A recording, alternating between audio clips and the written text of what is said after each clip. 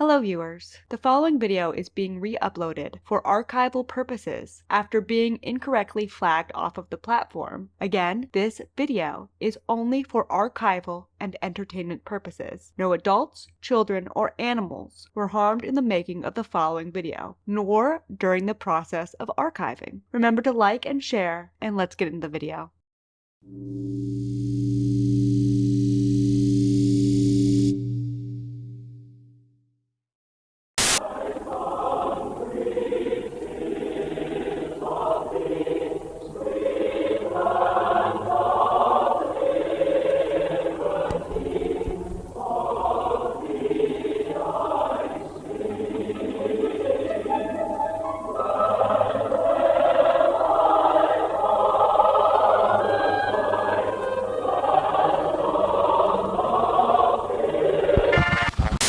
Before we get into the video, I am linking a charity with this video for ASPCA. Donations you make will go to ASPCA, so if you feel inclined, your super chats will go in support of animal rights. ASPCA stands for the American Society for the Prevention of Cruelty to Animals. It is a non-profit organization dedicated to preventing animal cruelty, which is the subject of today's video. It was an easy charity to choose because of this subject, but I also personally follow their social media and watch their work rescuing animals from cruel conditions. At the end of the video, I will be recommending several other charities as well. YouTube does not take a cut of donations if they are for charity as part of their giving monetization program. This video is going to be brutal and upsetting, so please consider donating or adopting an animal today. I will also see, I don't know the logistics of it, but see if I can get ad revenue if this video is monetized going to the charity as well. We will see. If you can't do either, give it a like, subscribe, or don't, it's fine. Cue the opening.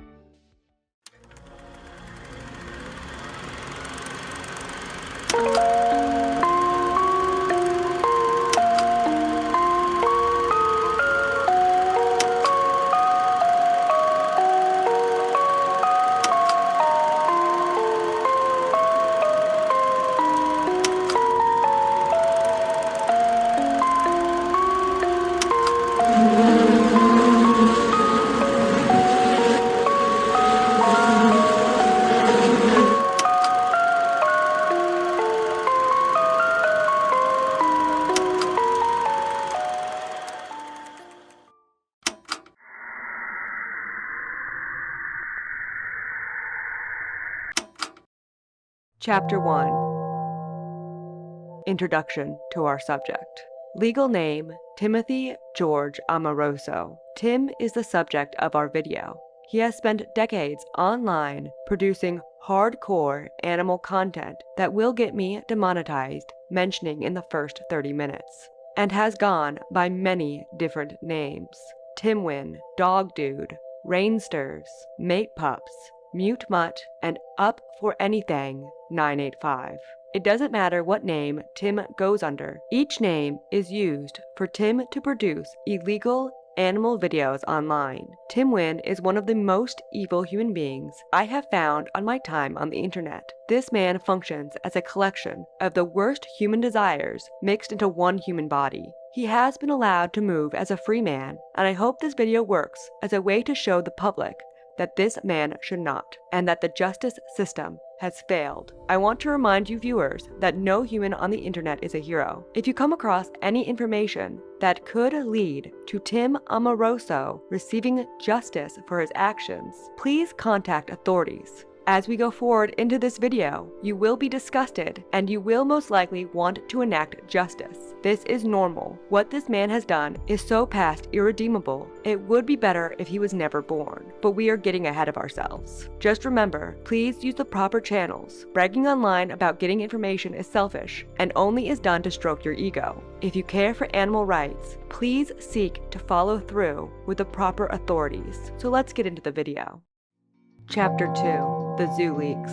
In the fall of 2018, something horrific happened to the internet community, specifically towards a niche community known as the furries, as well as those who love animals. Furries are a generalized group of people who feel a connection to anthropomorphic animal characters. There's a whole interesting story behind the community that is described in other videos, but that is not the point of today's video. Just know that furries are known to be sexual. An account via Twitter named Pseudonym tweeted out a thread that exposed many people in the furry community, big and small, for abusing animals for sexual purposes. A lot of furries were implicated, but one became the focus. This one was Kiro the Wolf, who was focused on the most due to him being a popufur, aka someone famous in the furry community. When the thread first came out, many of the contents were blamed on Kiro the Wolf due to his name being the most recognizable one.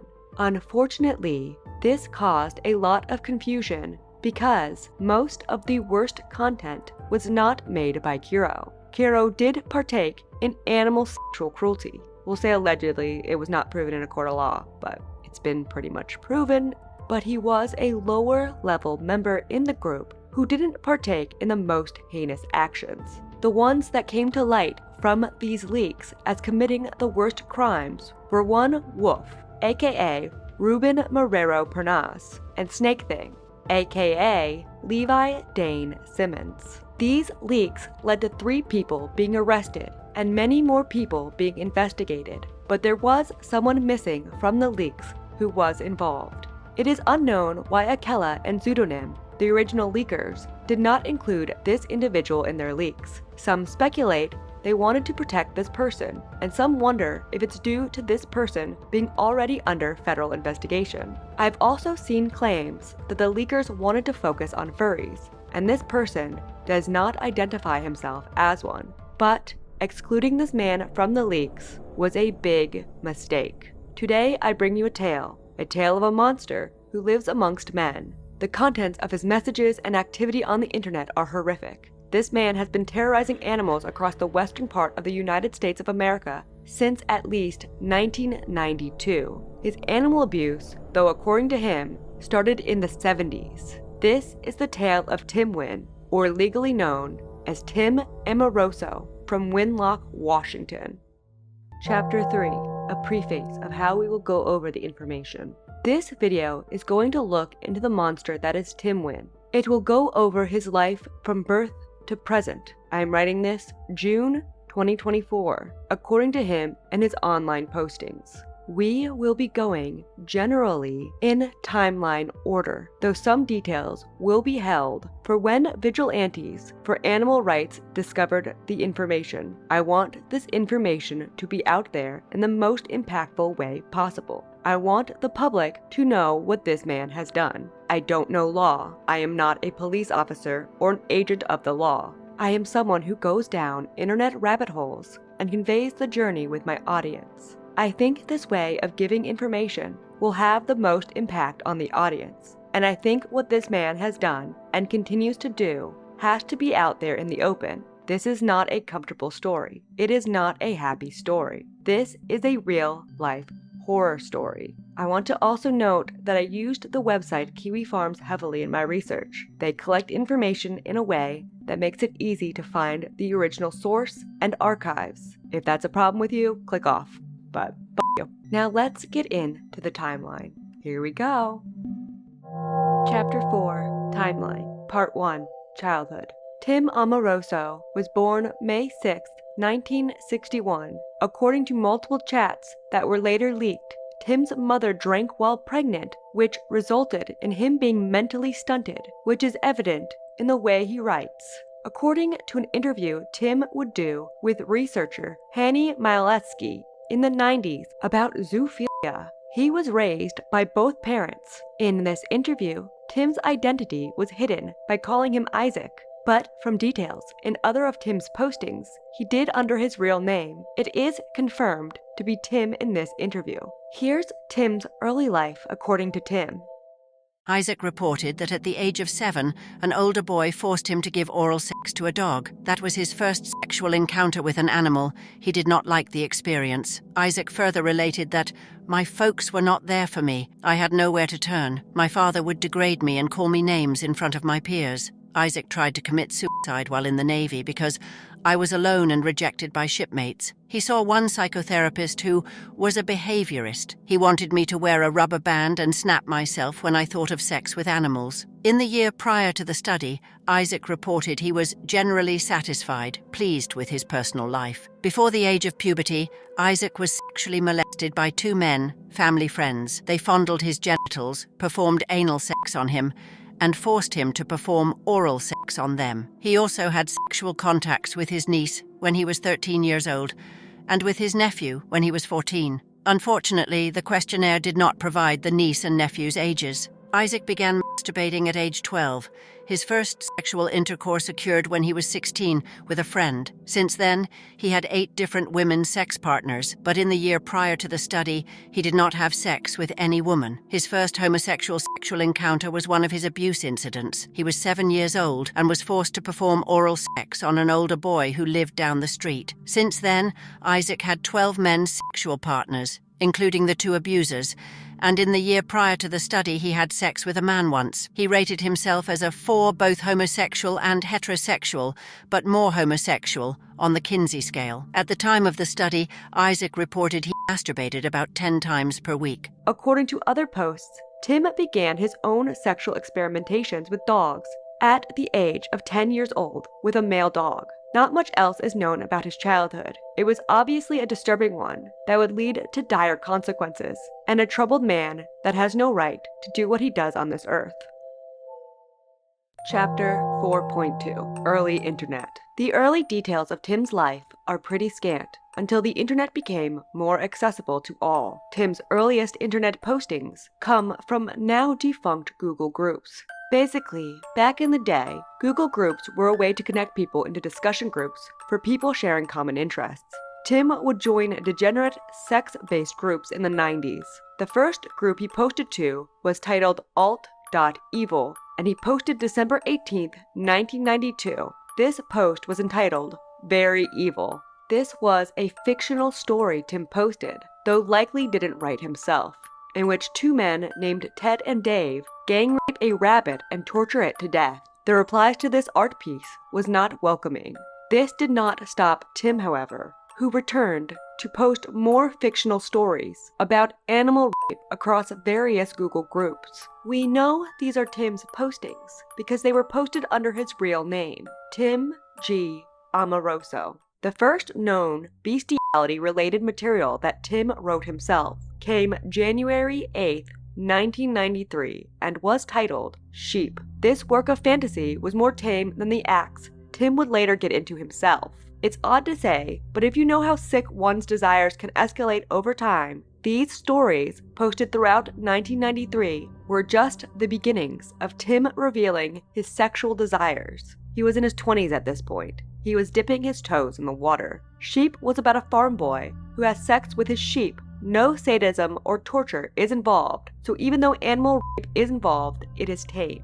2 days later, he posted a story entitled Animal. This piece of fiction describes a fantasy in which a man can have consensual sex with an animal. I hope I don't have to hold my viewers' hands to explain why animals cannot consent to sex with humans. Again, this is a fantasy Tim wrote where animals had the same mental agency as humans. He posted, during early 1993, 5 works, all to a bestiality Google group. These works all contained bestiality and pedophilia as well. According to paraphilia experts, the most common secondary paraphilia for zoophiles to have is pedophilia. As we continue further, you will see this stereotype is alive and well in Mr. Amoroso. I tried to skim through some of these fictions, but some of the writings were so horrific, I found it hard to get past his descriptions of children around him.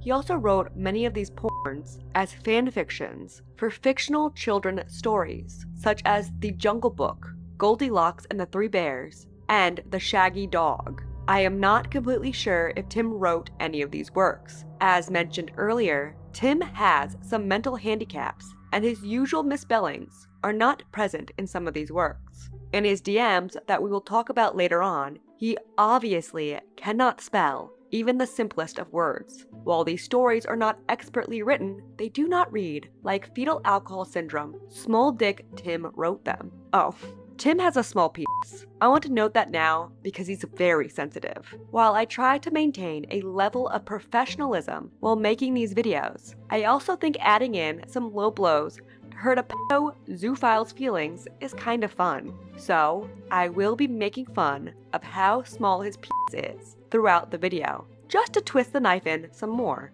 These Google group entries were all posted under his email that included his name, Tim, and GA for Tim George Amoroso. May 6, 1993, Tim would repost the sheep story, but this time titled True Lamb Sex Story, to a tasteless Google group, saying that the original group he posted it to didn't like his, quote, lighter version. And note, lighter is spelled incredibly wrong. This lamb story is much more graphic, and Tim himself claims it's a true story. It's about him purchasing a female lamb from a farm, raping her, drinking her piss, and then slaughtering her. I am not exaggerating for drama. This is what Tim George Amoroso from Winlock, Washington is into. During this time, Tim was living in Patterson, California, but at some point in 1993, he moved to Winlock, Washington, and it is assumed it was due to him running from the law. This is not 100% proven, but a comment was found in an archive from someone who claimed to know Tim. This is what the comment read. I did some research in that area. I found a man by the name of Tim Amoroso who lived in Washington who would rape and kill animals. He was good friends with a man named Randall Pepe. He used to live with a man named Steve Rice and Aaron Myers. Now going from that, it seems there is an article from 1999 involving Steve Rice and Aaron Myers stating that they fled the state of California after being accused of sexually assaulting their dog. Also, previous addresses when looking through websites that collect people's data, you can see addresses line up between these three men, Steve, Tim, and Aaron. What these men did to these animals during this time are not completely detailed, but Tim would soon create some of his most well-known videos. Another thing I would like to note, up until pretty recently, Washington State did not have any laws against bestiality. They eventually did enact some laws after a story called Mr. Hands, where a man in Washington got f***ed to death by a horse. He wanted it though. Anyways, again, Tim would soon create his most well-known video. We will get to Tim's most well-known video in a moment, but most of the horrors Tim committed on video were committed in the 90s and early 2000s. Before they were created, he was most likely making content with these two men in California, though what they did does not exist online anymore from what I can tell. He was married at this time to a woman named Lizette. We can tell he was married at this time because of an AMC poll response he did April 17, 1993, where he posted about he and his wife. Lizette is someone who often posts about animal welfare, though as we go into the video, it is most likely that she knows what her husband does behind closed doors and remains with him. I do not know her mental or physical abilities, however. She may not be cognitive enough to really comprehend the evil she lives with. It is believed that during this year, Tim Wynn connected with the true love of his life. No, it is not Lizette. It is a golden retriever named Mandy that in later writings, Tim detailed having a Wiccan wedding ceremony with. Mandy would definitely be the love of Tim's life, him detailing it over a decade later on a website called The Beast Forum, which is a forum for bestiality enthusiasts. Under a thread titled, Your Most Memorable Experiences, Tim writes, as Rainsters. About 8.5 years ago, I received my golden retriever puppy. I had seen her about 3 weeks prior, but she was too young to come back home with me. The day came that I was to pick her up at the airport. Of course, I got there about 2 hours early, just in case. Well, it happens that she was to be picked up in the cargo area of Alaska Air. Finally, the hour is here and I see the plane land. And I wait. 15 minutes, 30 minutes, 1 hour. At this point, I am literally in tears, figuring the worst. That she had been lost or stolen or worse. Finally, 1.5 hours after the plane had landed, I am still sitting in the lobby, totally crushed. And I look up to peer through the tears, and I see a crate being lovingly carried by two men toward me. I run to see, yes, it's Mandy. And I take her from the crate and sit in the middle of the airport bawling, holding my dear girl. Yes, holding her in total love and joy. is what I will always think of as my most memorable experiences. By the way, my avatar is Mandy. Tim continued posting sick writings across Google groups into 1995. His most well-known was titled Bitch Training, posted May 22, 1994 to alt.sex.bestiality under one of his many aliases, Dog Dude. During his time in the Google groups, that was the name he generally went by, or Tim GA. Bitch Training was a work of writing about how to open your female dog to your sexual advances. I won't read it for you. It's gross and stupid, though the grammar appears to be better than his other writing, which makes me suspect he had help writing it. Remember, Tim Wynn is retarded and has a small dick. But Tim was opening up more to the internet. It seems he found a way to connect with people with similar fantasies. Many people can escalate their degeneracy by introducing themselves to the infinite world of online pornography, especially if one has access to the deep web. I've seen many people in my time watching people online groom themselves through gooning into being attracted to horrific things. Now, I don't think it happens to everyone who consumes adult content, but there are studies into how pornography can change the way your brain functions. However, Tim never needed that in his adulthood. Instead, he was the one tainting others' minds by providing the most sick and twisted videos. He would post ads online. May 18, 1994, he posted he was looking to meet others that liked fucking dogs and other animals in the Pacific Northwest. Tim had a voracious sexual appetite. His need for sexual gratification was so great, he forced himself onto animals and humans alike. He detailed this June 14, 1994, writing, Actually, I'm 33 and I may masturbate 3 times a day, but I'll do it for 2 hours at a shot. I find that I'm getting to work late because I do it when I first wake up and not getting to sleep until 2 a.m. because I'm still doing it then. It is getting harder and harder to get off. I need more and more kinky things. I use my animals to assist me, licking and stuff. Really, at times I feel out of control. I have forced myself on people and animals. I have picked up strays to do, and even stopped at roadkill and played with it to aid my insatiable desire to orgasm. I'm sure that you are saying that this guy isn't for real. Well, I am. I went to a shrink once and he did no good. I'm sure that this message isn't appropriate for this group, but perhaps some others know how I feel. Is there something I should? Any suggestions? 1995.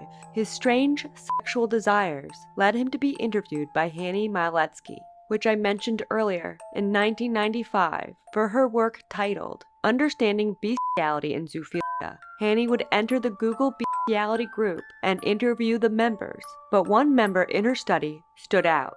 This person was named Isaac in the study to protect his identity, but it is easy to align this person's life details with Tim's, and discovered that this is Tim telling the researcher his most disgusting secrets. This is technically speculation, but considering the size of these Google groups and the fact that Tim participated in them, I would bet this is most likely Tim, so we will review this.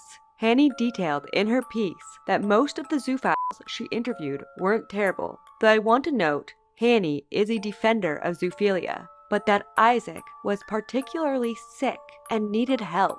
Here are the activities he detailed to the researcher. I have raped female pups. I have slit open the bellies and used the hole for a place to fuck. He continued to detail. I have left many dogs injured as a result of raping them. Hanny followed this up by writing, This is obviously very disturbing, and I wish I could have contacted these people to get more information about what exactly happened. The man who raped dogs sounds like a very sick person, and I discussed his situation later. Further in this interview, he detailed more of his fantasies, which included having sex with children. He also reported to have raped over 100 different animals prior to this interview in 1995. One thing to note, many animal rapists like to delude themselves into thinking human-animal relations are normal and healthy, that animals can consent, and it is no different than Dick and Jane going out and having a good old romp in the hay. Tim knows exactly what he's doing though. Amongst zoophiles, Tim is exceptionally cruel and sadistic. He told Hanny that if he did to humans what he did to animals, he would be arrested. He did, however, say he treated his own Levers, his second wife Mandy at this time, very well. He made sure the dog enjoyed the race. Tim was not much online in 1996. One thing to note, while looking over Tim's life, he occasionally has time of regret where he is less active. Tim knows he's an awful person, and sometimes the voices of reason get to him and he briefly ceases his behavior. January 27, 1996, Tim posted to a sexual addiction recovery group typing, I think that I am a sex addict. I have written down most of my sexual adventures in a kind of bio. Is this a place to post it? I have done many things, but I am now into animals in a big way. Would it offend anyone if I posted my sexual history here? I would like to get the advice from other addicts about the things I have been through and am going through. He got one response. Why no, I wouldn't be offended at all. If you're serious, don't post your tale here. Some of us might be trying to avoid internet porn while using the net constructively, but do share your tales immediately with the nearest mental health center you can find for your own sake. 1997. In 1997, Tim lost his dog, Farquhar. He wrote about it on a website called SleepyNet under his dog dude handle. It did not appear that the death happened due to anything Tim did to the dog. He would get another puppy the same year, according to a video by a YouTuber named Archive the Wolf. From looking at archived posts from an old internet thing called Usenet, Tim would proceed to post pictures of dog genitalia through 1997, most likely of the new puppy.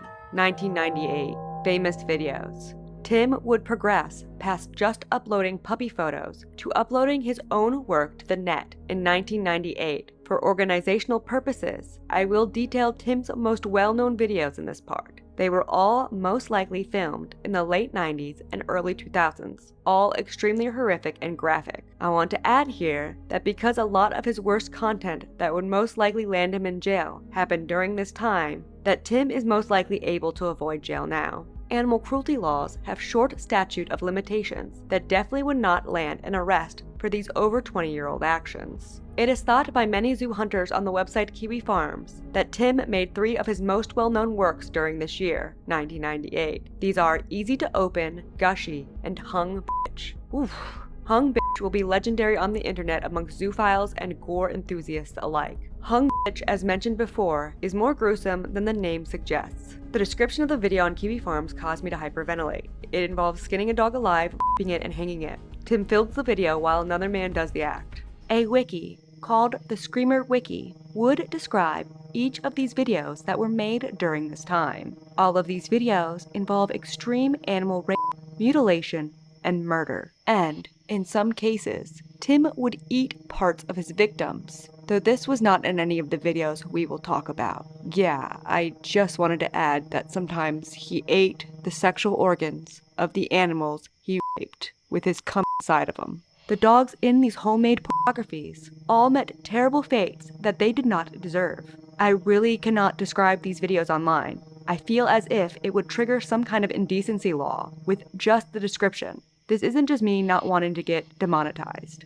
In fact, while making this video, the wiki went down, and I wonder if even the descriptions could have caused this. Just know, I originally read out the descriptions from the Screamer Wiki and had to stop, because I was crying. I then typed them out and had an AI read the descriptions, but while listening back to it while editing, all I could think is, no one should hear what this man did in this much detail. What was done to these dogs is insane. It feels unreal. Like, how could something like this happen? How do we, a collective we, allow this to happen anywhere on this planet? It is cruel. It is disgusting. And the people who do these actions to living creatures have no right to exist on this earth. It can cause a religious man to question the existence of God, and an atheist to desire the existence in the face of evil. The descriptions will be on screen for those brave enough to read. Some of these videos are also thought to have been produced in the 2010s, when Tim wasn't really active on the ClearNet. As someone who did not view these videos, I cannot confirm the exact time, but all these videos are attributed to Tim. The creation of these videos would mark the end of posts from Tim in the 90s. After this, Tim would go by different aliases in the 2000s. Legend says that Tim was caught in the zoo community for his egregious abuse of animals. I am unsure of where the following DMs took place, but someone by the name of Jamie said by late 1998 everyone knew about Tim's puppy killing. It seems Tim was caught. I believe he was caught by other practicing zoos, such as a man named Douglas Spink. They most likely gave him a warning but did not inform police because they themselves were also participating in illegal and dangerous sexual activity. Chapter 4.3 2000 to 2009 ClearNet Tim. Tim Wynn would reappear on the net on LiveJournal March 6, 2003 as Mute Mutt. Mute Mutt would be used in later pornographies he made as initials, MM for a watermark. His first post was innocent, writing, Well, I finally made it. A good friend gave me access to this. I have been hoping for a long time for someone to think I was cool enough to give me a code. Thanks, man. He would also join Beast Forums and Pet Lust during the 2000s. He had a clean slate now. There, he would begin making pornography with a yellow lab named Chunky. The videos he made raping her were not as graphic as the torture, murder pornography Tim was producing just a few years before. In fact, some of the videos that I referenced earlier were said to be made during this time, but the ones he was posting to these forums were a lot less violent. And because of this, Tim Wynn would become a celebrity on these more tame zoophile websites. There is almost two layers for animal rapists. The less egregious of the two are the zoophiles, those who, as I said earlier, believe they are in a loving, consensual relationship with their animals. The secondary is the zoo sadists. That's what Tim is deep down. Someone who is a zoophile, but particularly gets off to the atrocities he can commit while getting off.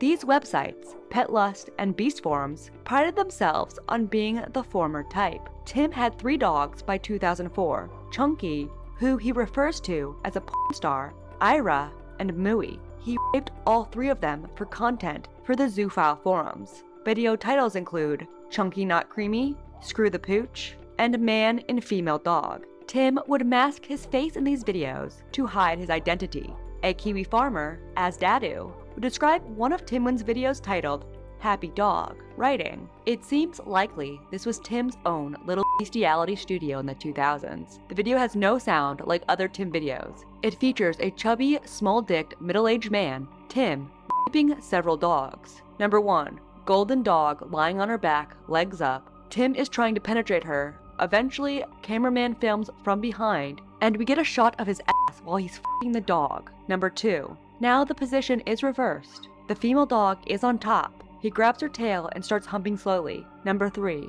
Golden dog is again lying on her back on the bed. Tim is standing behind holding her belly down while a Rottweiler licks the dog's vagina. He then lifts the dog up, putting him on top of the golden female, grabs the base of the penis, and penetrates the golden with it by lifting her from below and pushing her upwards. He ends by rubbing the tip of the Rottweiler's penis with the golden's vagina. At this point, she is squirming. The home's wood panel floors make a cameo, as does Tiny Tim. Number 4. The golden is now clearly squirming. Tim is holding each other with a grip and continuing to force sex with each other. After this, he removes the Rottweiler and moves in place to rape the dog himself.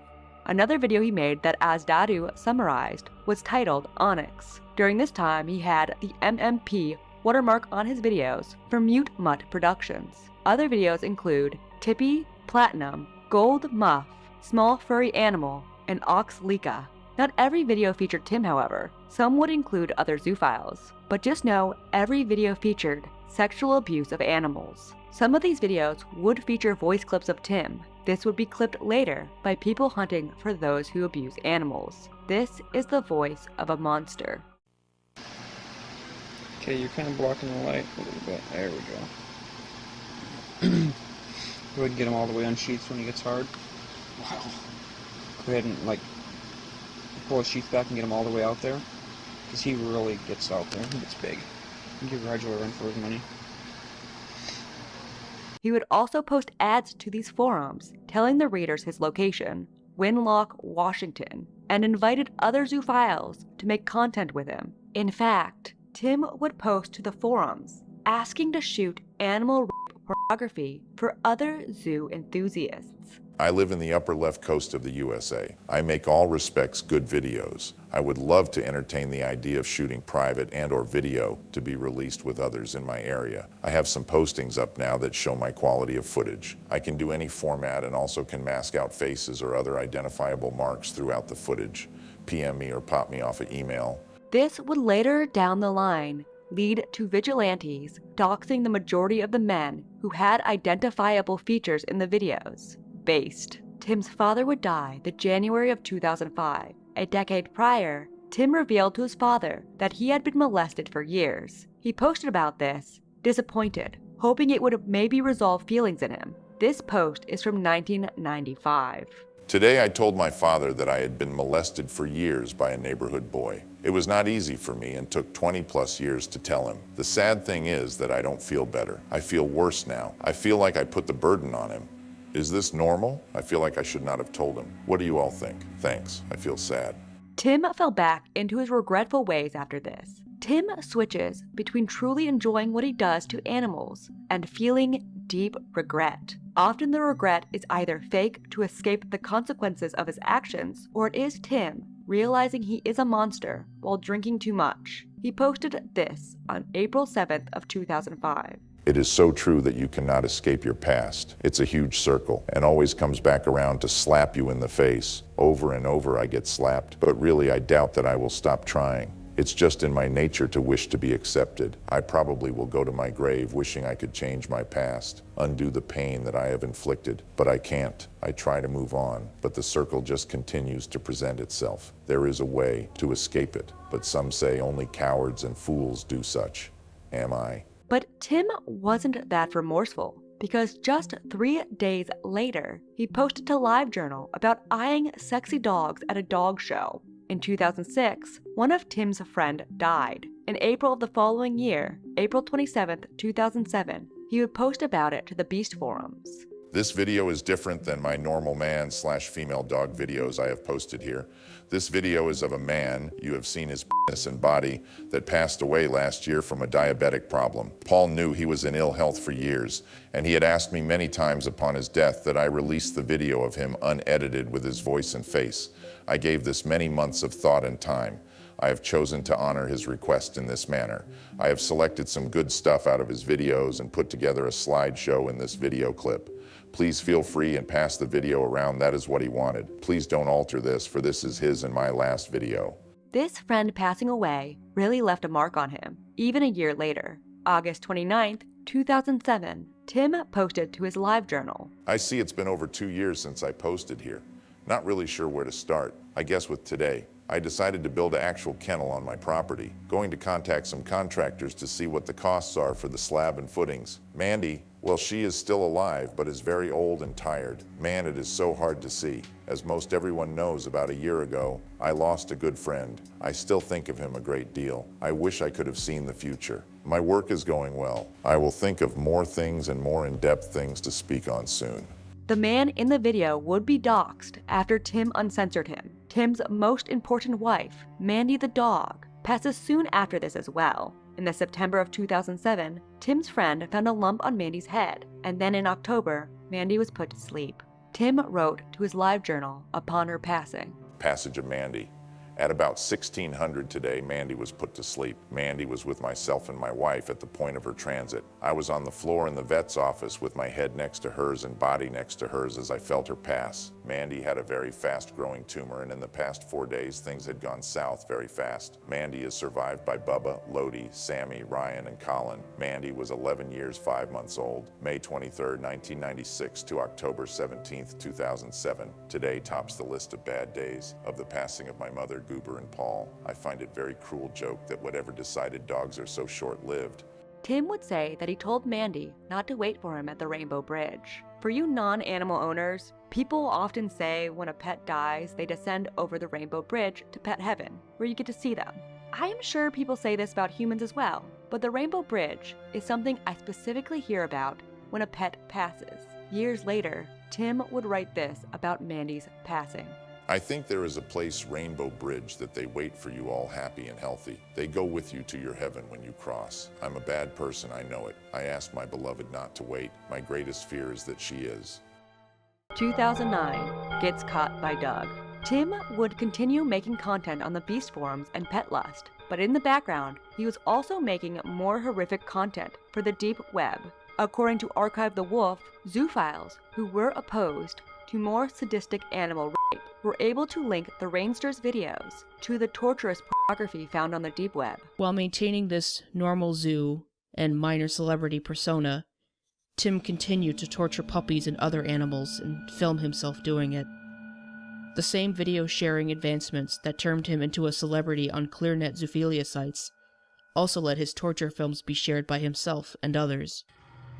But this increased spread also meant he no longer had complete control over their distribution, and eventually these would come to the attention of a zoophile and zoo ally vigilante group. Parsing details from the torture videos that matched the videos put out under his Rainsters persona, they were able to corner him and make him confess, before letting him go, under the promise he would stop. This part of the story is not well documented online. The only reason we even know it happened is because Tim broke his promise and went back to filming himself cutting open puppies and eating them. Unsurprisingly, it resulted in him being caught once again, this time with the help of the bestiality advocate Douglas Spink, also known as Fausty in zoophile circles. And once again, despite knowing his history and seeing he had no intention of stopping, the zoophiles and zoo allies let him go once again. This would cause famous zoophile enthusiast Douglas Spink, if you'd like to know more about Spink, check the Zoophile series by Toad McKinley, to confront him for his heinous actions. Nobody who hates zoosadists more than zoophiles. Nobody. I say this from first-hand experience. So when such monsters pop up in our world, they are swiftly spotlighted and dealt with, usually quietly, with no big public fanfare, and solely with the aim of ensuring that they don't ever hurt anybody again. If Spink had indeed put a stop to people torturing animals, it would not have excused him from raping them himself, but it would have been a net positive if even one animal abuser was taken off the streets. I'm all for these sick fucks turning on each other. Unfortunately, that isn't the case. Spink's idea of stopping people who torture animals to death is not to report them to the police and have them arrested. It's to get them to stop abusing the animals without bringing heat to the zoophile community. I've already disclosed my own history in working with ad hoc groups to address zoosadists in the past. For us, it's simple. It wasn't about getting lauded publicly or getting people arrested or getting people ostracized from the community. For us, success was making sure these people could never hurt another animal ever again. That's the goal, obviously.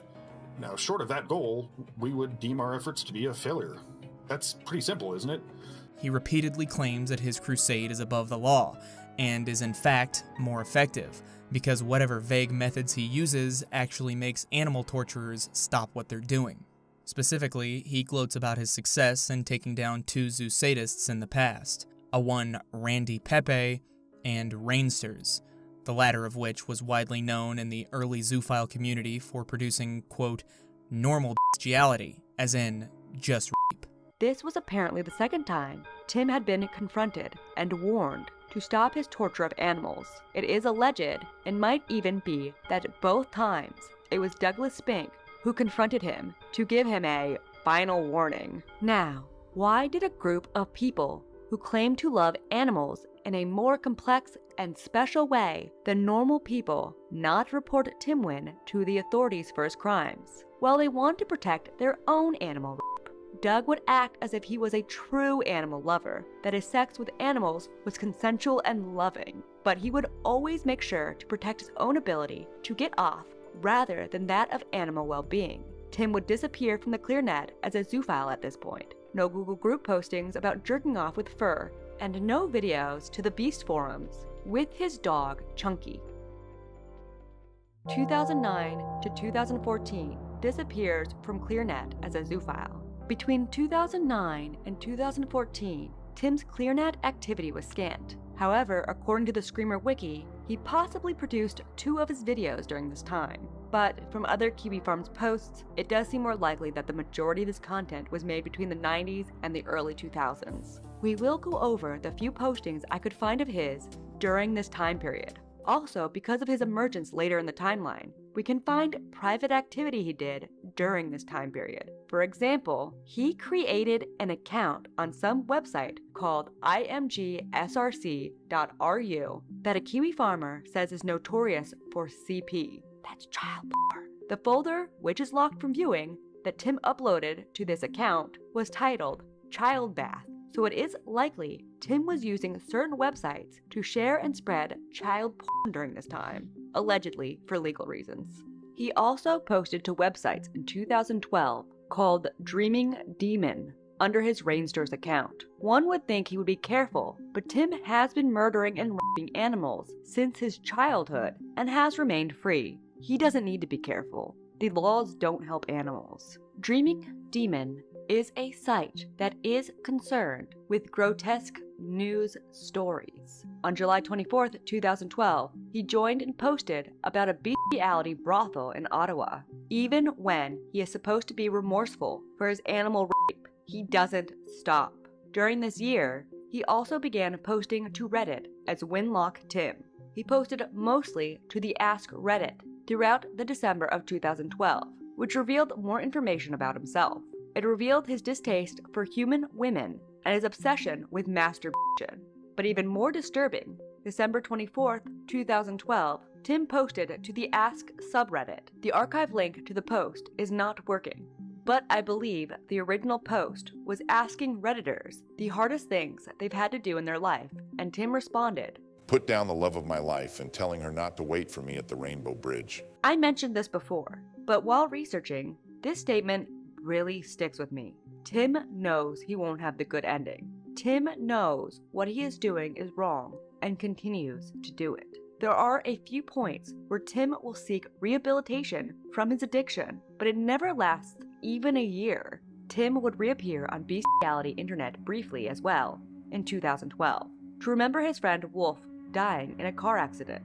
June 13th, 2013, Tim posted announcing his dog Tippy had passed. In the fall of 2013, Tim would be more open on Reddit with his sexuality. He seemed to be testing the waters under his Winlock Tim account. Perhaps he felt confidence because his arch nemesis, Douglas Spink, had been sent to federal prison for his crimes against animals and violating his parole in 2010. He was released in 2013, but was on parole and was sent to prison again in 2014 for violating parole again. He seemed to be too busy to follow through with his threats to Timwin, and Tim soon would go back to being open about his crimes. July 31st, 2013, he posted to the Portland subreddit, complaining about how hard it is to get free puppies. On August 8th, 2013, he posted to the subreddit r/sex with dogs. Wouldn't being with a puppy be like being a zoo p***o?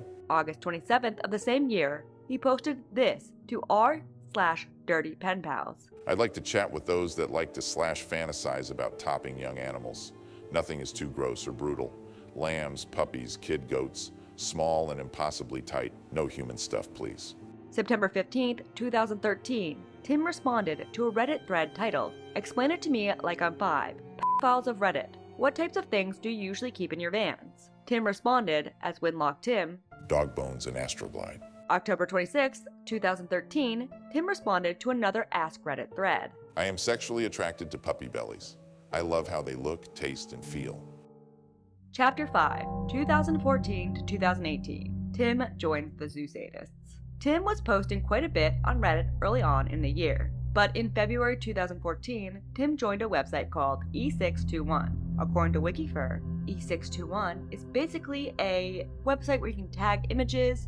There are other websites like this, for example, something called Danbaroo was what I saw referenced, but this one is specifically for furry porn. There are tags you can follow to find particular porn you're interested in. I personally don't understand this stuff, but I don't like to spend my time looking at Starfucks, 64 porn, or Sonic, or whatever the fuck. Tim joined this site under the name MakePups. Here are an example of tags that Tim was into on this site. Again, Tim Amoroso, Timothy George Amoroso from Winlock, Washington, is into all of what I'm about to list.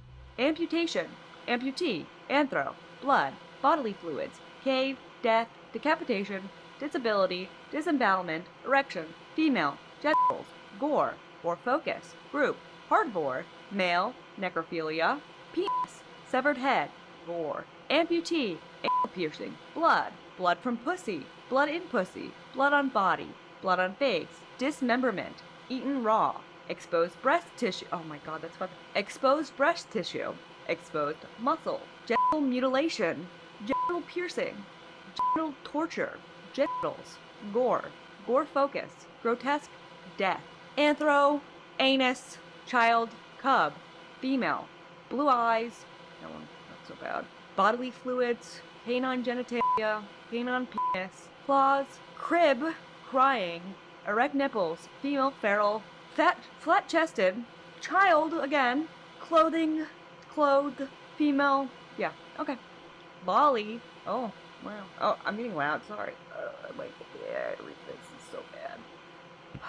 This account would eventually be hacked in the 2020s, and we can see his first DM he had on this. This DM occurred February 3rd, 2014. A person named Stallion4Cubs was DMing Tim, writing, It does seem like we share a passion for the very young, winky face. "If you don't know what cub means, it's furry code for underage." Tim would respond a few days later, Yes, I see that we do. I so love huge toys and cocks ripping into the tender ones. to which Stallion4Cubs responded. I have a rather big cock myself. Tempting thought. Tim was fully into his darker side on the internet now. He teased about his interests in 2013, but it's unknown if he continued to torture animals offline between the years listed of 2009 to 2014, but it's most likely he was, and in 2014 he became fully out in the open about what he was interested in. He must have felt safe from the threats of Douglas Spink. Doug was back in prison by May of 2014, and Tim was free to be as sick as he pleased. In March of 2014, he began posting openly as Winlock Tim on the subreddit r/bgality. No, PL did not drug them. She was just well trained and very used to cock. Canines are mostly tight and hot. Goats and sheep are like f***ing warm butter. And in May of that year, through the end of the year, Tim was very openly posting to the subreddit r/pics of dead kids. He was complimenting these photos with comments such as, It's a great picture. Great stuff. Thanks for the post. Hot. Very hot. these comments were getting more perverted. In August of 2014, Tim was posting these comments in r/pics of canine vaginas. Bestiality should be legal. Yummy cream pie. That's a love lube. She looks well used. I like eating retriever beaver. Also, August 9th, 2014, Tim joined the white supremacist website Stormfront, posting as Winlock Tim, and posted his first post on the same day. Hi, I am happy to find this forum. I feel that with the current political atmosphere and high office holder, things are very grim for the hope of racial equality. The white man is being thrown under the bus in a big way. I hope with this forum we can start to change the tide of things. I am happy to take PMs anytime. I am a dog lover. My place of employment is all white. Smiley face. User Isaac Conrad replied to Tim with, To hell with racial equality. We're not equal. We're not the same. The world would be a much better place if we'd just accept that and move on. Not to say you were championing equality, that part just stuck out at me. I'm a dog lover too. We've got 4. What kind of dogs do you have? Or rather, what kind of dogs have you? Huh. to which Tim responded, I was not saying that I want racial equality. What I was trying to say is that in this country, we, white race, is now thought of as below most other races. So to getting back to a place that we're thought of as equal would be a good start. About the only thing the mass media feels is below the white race is a white man. It just sucks these days. I have golden mixes, 4 of them. Also, one of my girls is a purebred golden. What breed of dogs do you have? That was Tim's final response on the website. Racist and a dog rapist? Pick a struggle. August 12th, 2014, Tim posted to r/baddragon about how small his penis is. As we will see in later DMs, Tim is very sensitive about his small penis. I've seen this penis. He says in this post from August 12th, 2014, his dick is 4.25 inches. It is not. It is way smaller than that. I'm sorry, I peeked. It is way smaller than that. And, very, very ugly. Tim, I am laughing at you. We are all laughing at you. I will be making fun of him for his insecurities throughout this video. Just know these insults are not about anyone else but Tim, and these insults are merely a tool in hopes to cause him some misery in his life. If you have mental functioning issues or a smaller junk, I'm not making fun of you. I'm making fun of a rapist whose feelings are hurt when this is mentioned. This isn't about you, Kim. I'm sure I'll get some complaints, but f*** you, I don't give a shit. We're gonna make fun of this dog rapist's tiny dick. September 2014, Tim created his Reddit account, MatePups. Tim repeated something he has said before under this MatePups account on September 19th, 2019. In a comment in the subreddit r/confession, Tim wrote about how he will not cross the Rainbow Bridge. I think there is a place, a rainbow bridge that they wait for you all happy and healthy. They go with you to your heaven when you cross. I'm a bad person, I know it. I asked my beloved not to wait. My greatest fear is that she is. Tim continued to post as Winlock Tim up until the end of 2014. That is, until December 2014, when Tim created his own subreddit. This subreddit was titled Innocent Victim Reports. Innocent Victim Reports were a collection of news stories of people who met a terrible fate despite not deserving it. This includes animal and child rape stories. This was a legal way for Tim to post about his fetishes, as well as connect with others who are as sick as him. His first post to this subreddit happened on the same day of creation. This was a post reading, Yankee Rusty Torres gets 3 years for hitting a home run with an 8-year-old girl. He was still posting as Winlock Tim in 2015. I did say he stopped posting as Winlock Tim in 2014, but he did a few times in 2015. The majority of these posts would be suspect, but in November 2015, November 7th to be exact, Tim made an all-new main Reddit account. This new Reddit was Dog Slot, reading directly from a Kiwi Farms post. User, Dog Slot Reddit account, created 2015. User created the subreddit r/sexy_dead_dogs and created the subreddit's only post, New Kinky Animal Sub, which reads, PM me if you like sexy use of animals. User also commented, I do find dead dogs and puppies very sexy. under the same post. He also began posting images to r/men fucking animals. These images were titled Sheep f***ing, black cream pie, black dangle, rotten heat, usage of randomness, male on male canine, doggy BJ. It tastes like iron and salt, sitting on the dock of the bay. Very old 8mm grab of man f***ing F Dobie, wet dog twat. Please place any request here. I have a very wide and deep collection of animal-related activity. Enjoy, please. Let's try and keep this sub alive. Tim was back in the business of posting content now. November 11th, Tim commented, Here is the attempt at an anon file hosting site. Feedback about the hosting site, please.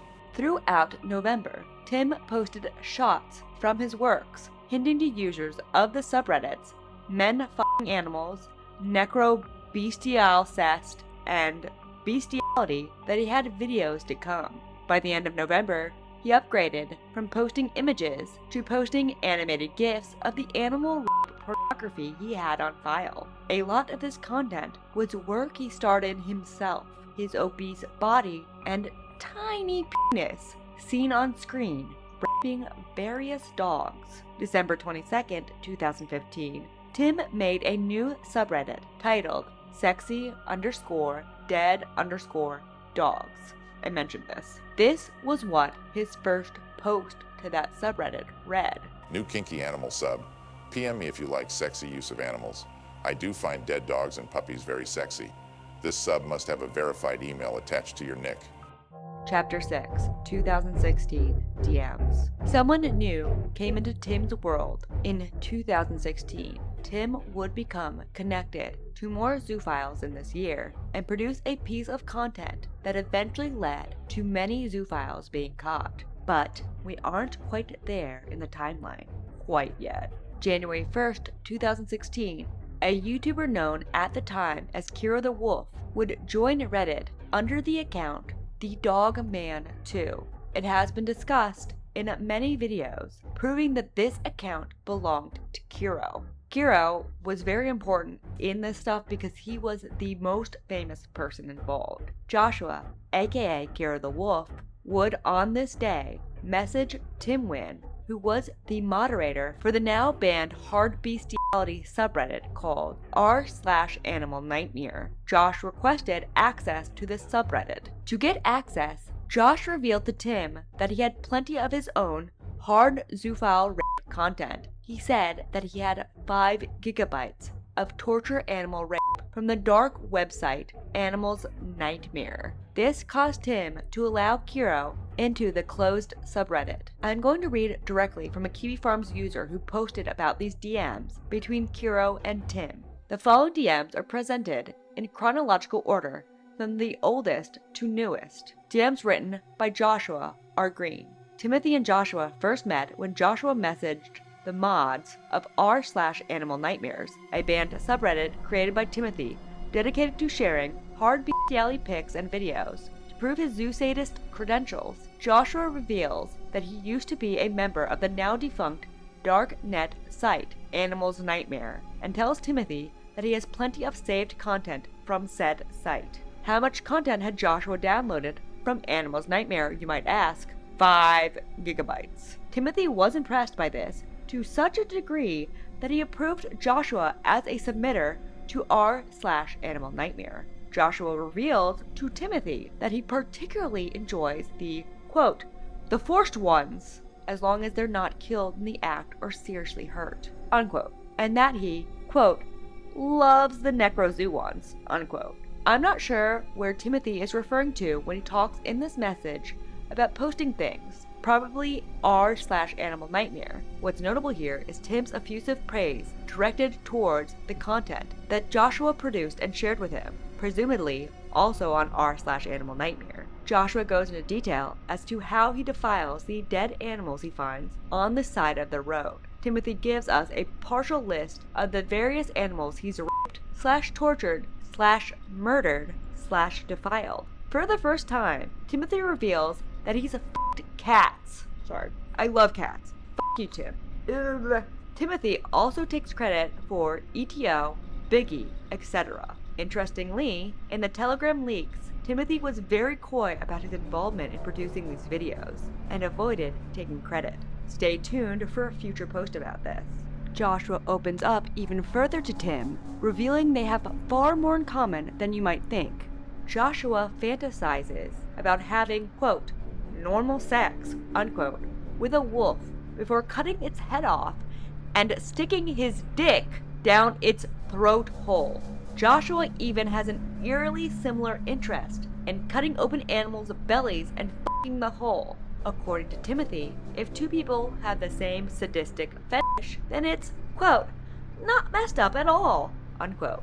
The final Reddit DMs between Timothy and Joshua show Timothy requesting permission to re-upload some photos Joshua produced. They then moved their conversation to Telegram. Their DMs were horrific.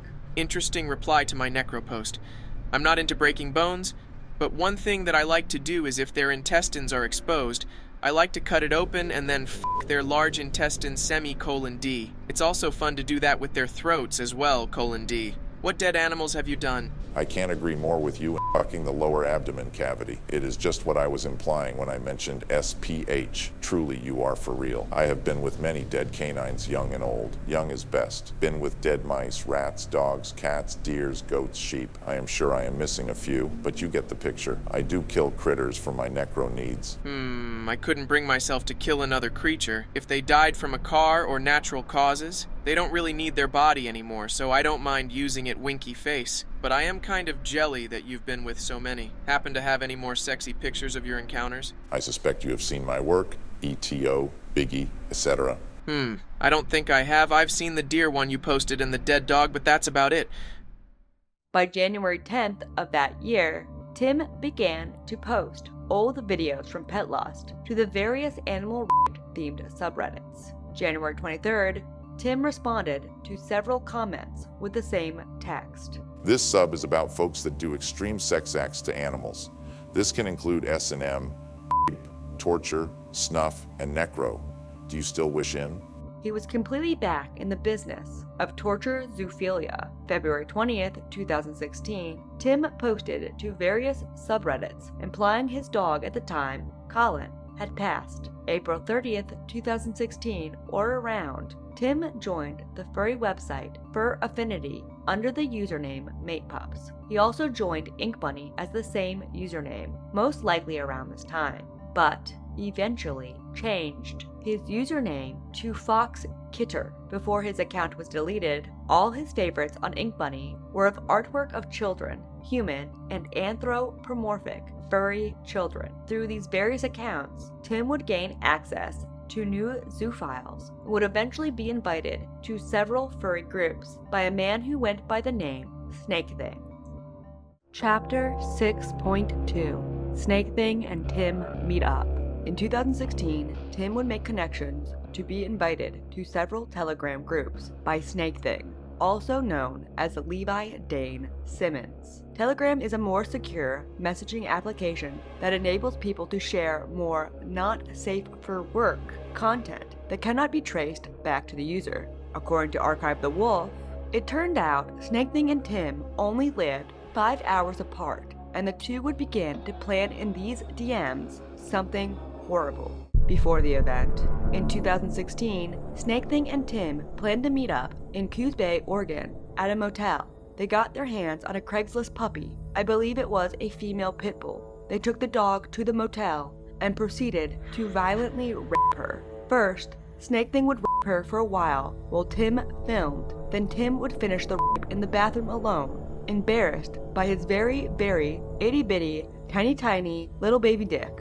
What they put the small female puppy through that night was a nightmare. They would later describe the acts in DMs. I like the part that she is flopping around her around. Good. I agree with you there. And when I start to push into her and she starts standing up, XD. Yeah, she was hurting. Oh heck, don't worry about not getting hard. Heck, I am old and it's not always easy for me. I am shy about my size is sort of why I fucked her in the bathroom. But perhaps next time I will try and get some wood around you. Smiles. I find it easier to get the mental preparations right for me while I'm hard, though with more experience it'll get easier with time, as you said. Aw, I heard that splashing all over the bathroom, and I felt it on my feet too. XD. Must have really scared her to get her to piss herself that much, you sexy. I'm glad you had a nice time with her, though. Next time I'll watch you fuck her. As with your size, it may not be the best in the world, but I love your tool that you got in between your legs. It's used for quite the fantastic things, and that is what counts the most. Yeah, it was easy to get her to pee for me. I rubbed her gash a bit and at her out a bit down on her vulva, and she was a fountain that quickly. Damn. Looks like me fucking her hilt deep wasn't enough pain for her. Going to have to give the next pups, we'll have more of that then, to make up for lost pain we didn't get to do. Yup, make the next one suffer. They were meant to snuff out the puppy when they were finished. Snuff out means murder her, but Snake Thing would say he wimped out of it after looking into the puppy's eyes. I don't much mind looking into their eyes. It is fun when you are about or taking their life. Sometimes. Depends on the pup. Some I can see they are smart and seems to have the wheels turning. For those normally I set free. The one we had, I also regret not snuffing her after you were departed. But I didn't. She would have been fun to use all limp and stuff. I know you held back for me, and it is appreciated. While I regret now not snuffing her, I was a bit emotionally fragile for a little bit afterwards, thanks to the mild stress of the situation. Not a bad thing. And my nervousness. Depends on the pup, I guess, as you said. Next time, as I promised you, we're gonna snuff the pup, I promise. And remove its head so you can fuck it. I want to see your cock covered in puppy guts, and I have to untangle it with my maw. God, we need it ASAP. I want to ruin a pup next time. I don't want it to be let go. Last time it needed to be for my emotional thing, but this coming time definitely won't live. Heart. Yummy. We can kiss after I have untangled your tool from the puppy's SPH. The puppy was dropped off at an undisclosed location, physically damaged and bleeding from the rape she experienced. It is unknown if she survived after the event. After the event, they would reminisce and talk, and they would plan to meet again. Same here. Someday it will all come together again like it did with the horror we had. Smiles. It will, definitely. I really look forward to that day. It'll be quite the experience. This time I think we will both be more comfortable and the puppy will suffer much, much more from her used, ripped parts. Wholeheartedly agreed. We got to meet, and we know each other now and are a bit more comfortable. It'll help a ton for next time. Definitely. The pup will suffer quite heavily. Cut limbs, open body, off head, etc. Yes, she will be wishing for us to snuff her. Which we will do for her, definitely. But only after she's suffered trauma to at least most of her body and organs from humping and toying. But if we can't get a pup, at least I'd be happy to cuddle with you. In case you're so awesome. That would be nice too. But they never made it past plans in the meetup. Next time you keep a trophy. A lil towel with its own story to tell. Oh? What could I keep that won't decay? A bone? I guess since you can't use your freezer, perhaps a large tuft of fur. That could work. If we are outside going camping or something, we could skin a bone too. Me and you can keep one, each of the biggest ones. Not sure what else, however. Hey, or we get a bone from the pup. Break it in half and you keep one part, I the other. Oh, yeah, that sounds great. We could carve our initials on each other's bone. C. LDS is mine. I love it. We could use it as an anal toy for each other. As long as it ain't gonna splinter in me, then I will use it as a toy, definitely. Well, we put the unbroken side in silly. Other details were revealed in these 2016 to 2018 Telegram chats as well, such as that Tim Wynn is the Jeffrey Dahmer of the Zoo Files. Giggles. Of course! Whenever we get a pup, you have permission to cook what you want from it in my house. Though you may need to get me a nose plug or something, maybe. XD. I think I may be fine as long as it isn't a bad smell. Sounds like a plan. We'll see. Hugs. It does. I like to fry up the female sex organs. Ooh, really? Oh, whoa. Is it good? You won't bacon lube in there, will ya, if you end up cutting her open back there? XD. Giggles. I love it. I bet. It sounds like quite the tasty treat. The DMs also showed Tim sharing links to child pornography on the deep web. Allegedly. I did not check these links to confirm, but that is how Tim described this himself. Tim also invited Levi to join another .onion site called Animal Hell, which is a private site for producers of extreme animal torture, rape, and necrophilia pornography. I can perhaps get you a vote on Animal Hell. It's a private site for producers. Ooh, really? That's rather exciting. I'd really appreciate that. Hugs tight. You will have to contact the admin of Animal's Dark Paradise. Tell him Mate Pup sent you. He will start the vote on Animal Hell. You will then have a place to put your vids if you so choose.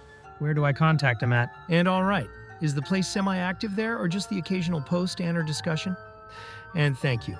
Kitty face nya. The DM also revealed Tim and his wife's marriage was on the rocks.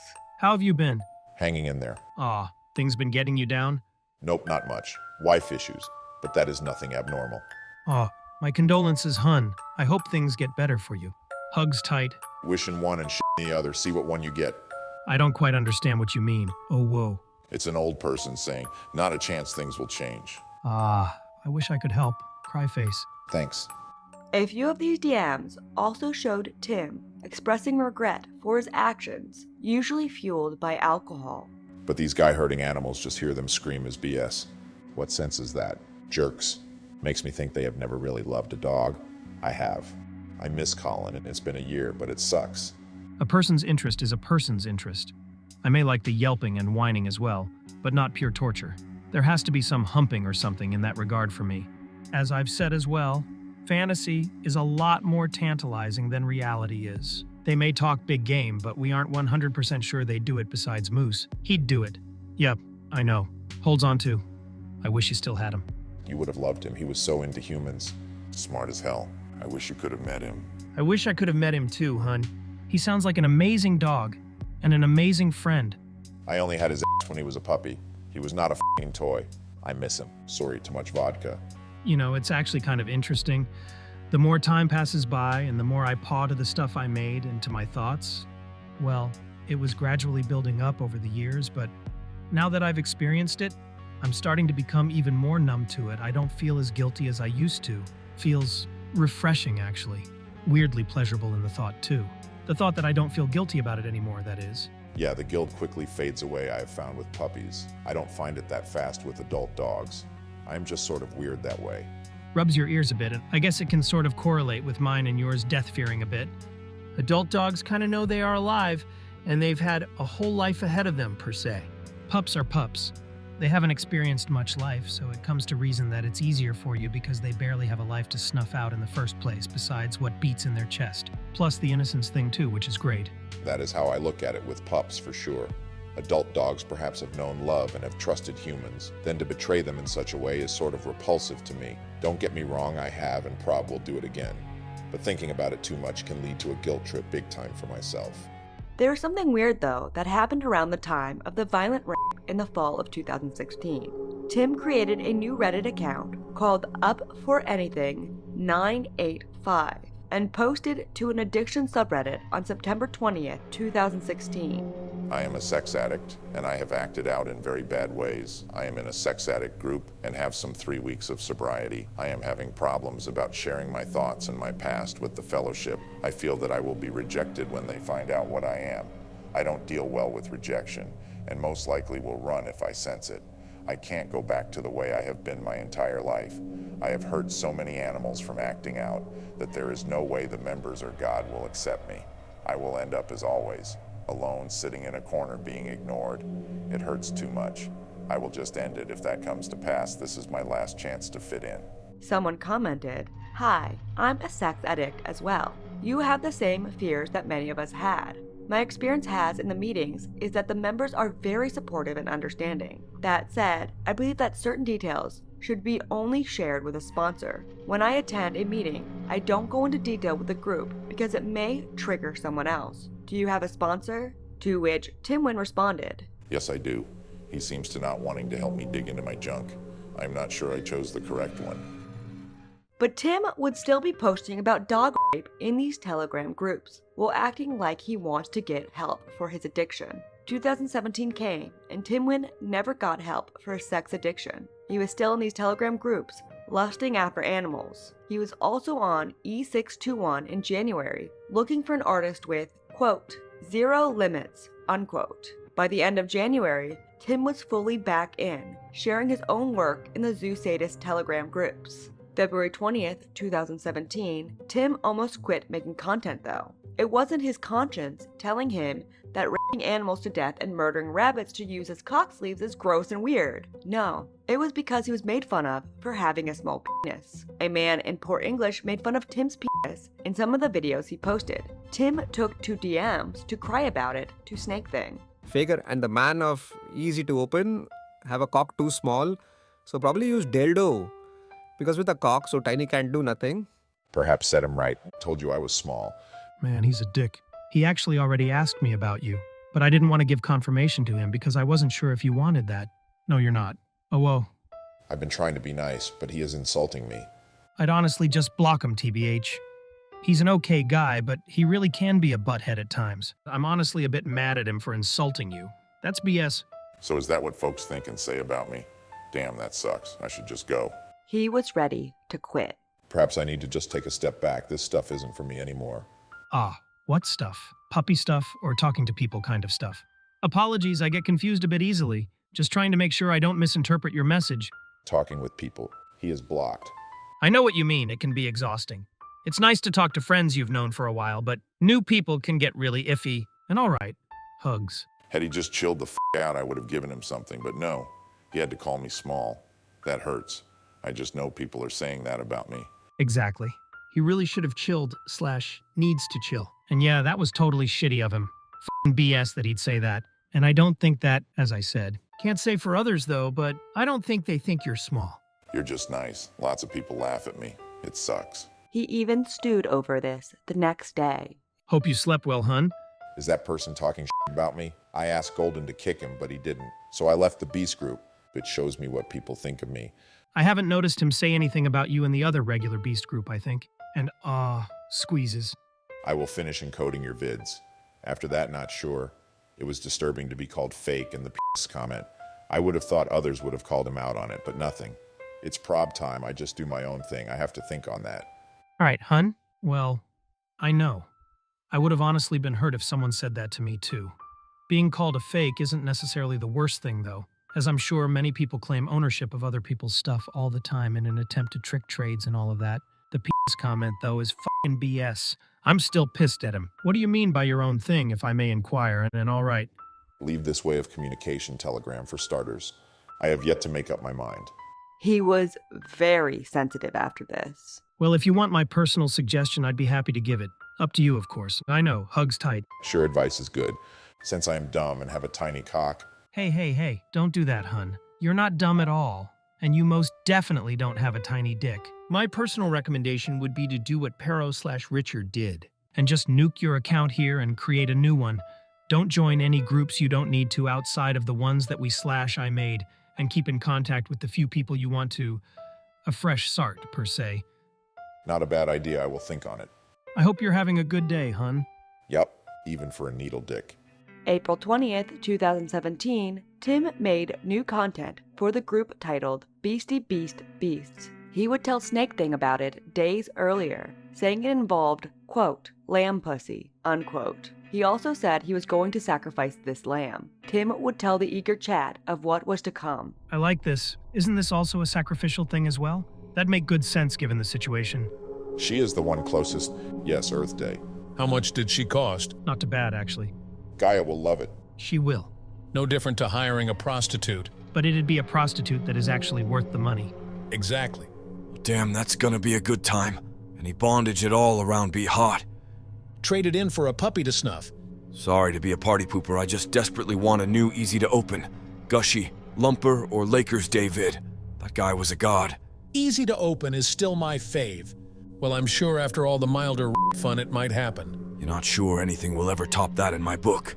He would proceed to tease some images for the chat members. 2 days later, April 22nd, Tim posted the Earth Day video. The chatters were excited. This is the first new content I've seen Tim put out on the internet since the 2000s. He was probably still making content, but I do not have evidence of this, and neither did the police. This chat became a home for Tim. He found his kind. Tim would even get birthday wishes from his fellow zoo sadist. Chapter 7, 2018 Zoo Sadist Leaks. 2017 ended, and Tim Nguyen would continue as usual into early 2018. He was allegedly making more content in February of that year, telling Snake Thing how he was censoring his animal videos so no one could ID him committing the crimes. In March 2018, he began posting to his subreddit Innocent Victim Reports as Dog Slot. This was obvious for sexual pleasure of some kind, because the titles of these posts read, Woman accused of injecting children with meth, letting men use them as sex toys. North Pole penis humping young children and a female dog. Nosy neighbor hears man r***ing his dog Snoopy in a rocking chair. But then September 2018, something major happened. Snake Thing would begin sharing the video he and Tim made together in the fall of 2016. This got the attention of Akela and Pseudonym, who began digging into Snake Thing. Two furry zoophiles who were against zoosadism. They began digging into Snake Thing and the people around him. Tim would confront Levi in DMs. This read, I understand there's some people that are hunting for people that make rough zoo stuff. Have you been contacted? Been dealing with that these past few days, yeah. Can you fill me in on what's going on, please? Not sure where to begin. Basically, Shadow Wolf is a person that actively hunts info on and reports hard zoos. He has a few people he does this with, but he does tend to do it on his own a lot too. He caught wind of my pup videos. Not sure what else he has. I know he has my oral video, the edited one though, and has threatened to report me to the police and to out my friends. Elite Night was his focus this time, but I supposedly fixed that. Unless I out EQ. That's as TLDR as I can make it. It's more complicated than that, I think, but yeah. Are you going to be able to keep your mouth shut? So, been dealing with that for a few days? I have been. I ain't gonna out you, nor EQ. Thank you very much, and I'll owe you one. Please keep me posted on anything that looks like it's serious. Trust me on this, he will not go to the police because he's not going to jeopardize himself. That's a tactic. It'll all be okay. These things happen. I cannot count how many times someone has been out gunning for our type of people, and really, nothing ever comes of it. This is all in 2018. The zoophiles who were against zoosadists, named Shadow Wolf, Akela, and Pseudonym, focused on Snake Thing. Due to him sharing around the video he and Tim Nguyen made, they would get access to Snake Thing's group chats, and on September 16th, Pseudonym would begin leaking the group chats. The internet would be up in arms to catch those involved. This would end in people being arrested, people being investigated, people losing jobs. It was a big deal, but Tim was not included in these leaks. In fact, Tim's enemy, Douglas Spink, announced that these leaks were fake and cited Tim as an example of a true zoo sadist. Pseudonym and Shadow Wolf claimed they did not release Tim's info to begin with because they were focusing on furries in the leak, but this most likely hurt any investigation into Tim to be conducted in a timely manner to convict Tim of his crimes. Statute of limitations is a bitch in these cases. A bunch of furries would be investigated. The furry fandom was in turmoil. All the while, Tim Wynn was free to move around unfazed. February 15, 2019, the Zoophile Forum, the Beast Forums, would permanently go down. Tim Wynn was implicated in this, and this would become known thanks to a comment from another website called Zooville, which read, "I believe I solved the riddle why Beast Forum went down. The guy this vid is about, and who has been let off by a zoophile vigilante group twice, although his insufferable deeds were documented and clear. Tim Wynn, or Tim Amoroso, rang a bell in me. If I remember correctly, that was the name of one of the admins of Beast Forum. Not one of the openly operating ones, but one included in the backdoor operations, like citing and selecting the porn that would appear on their commercial sites. When I first signed up for the first time to Beast Forum, I quickly heard from another German bestialist, Nick and City, how you can have contracts with Beast Forum regarding your self-produced animal porn, granting you revenue for regularly uploading porn onto Beast Forum. I contacted admin/mod Beaker about this, playing an interested potential new uploader, questioning Beaker about the terms and conditions of such agreements. When I asked him how these hypothetical vids would be treated once they are sent to Beast Forum, he said, quote, "You upload them via a non-public uploader I will give you the link to. Then Tim will cite them and decide if we're interested in more. Tim, it may be a coincidence, but it would surely explain a lot if this said Tim actually was fleeing from the police and created the need to cut all connections and delete any evidence by shutting down the forum that contained all of these, with fear that the FBI would probably get access to the forum's logs and data, as well as the identity of Beast Forum's top dogs. It was no secret that Beast Forum produced lots of revenue for the makers. The claims that, quote, the forums will be shut down because it makes no money anymore, unquote, were bullshit, and the whole pseudonym/Kiro the Wolf thing was indeed involved with the shutdown somehow, as the time of Beast Forum going off the net would perfectly fit with the time when it really got hot for Tim Wynn. Chapter 8, 2019. Tim Wynn gets implicated in the leaks. In April 2019, Douglas Spink, also known as Fausty, was pulled behind the scenes and told of Tim's involvement. Doug would soon begin to take the Zoo Sadist leaks seriously. Doug would call out the Zoo Sadist leaks May 1st, 2019.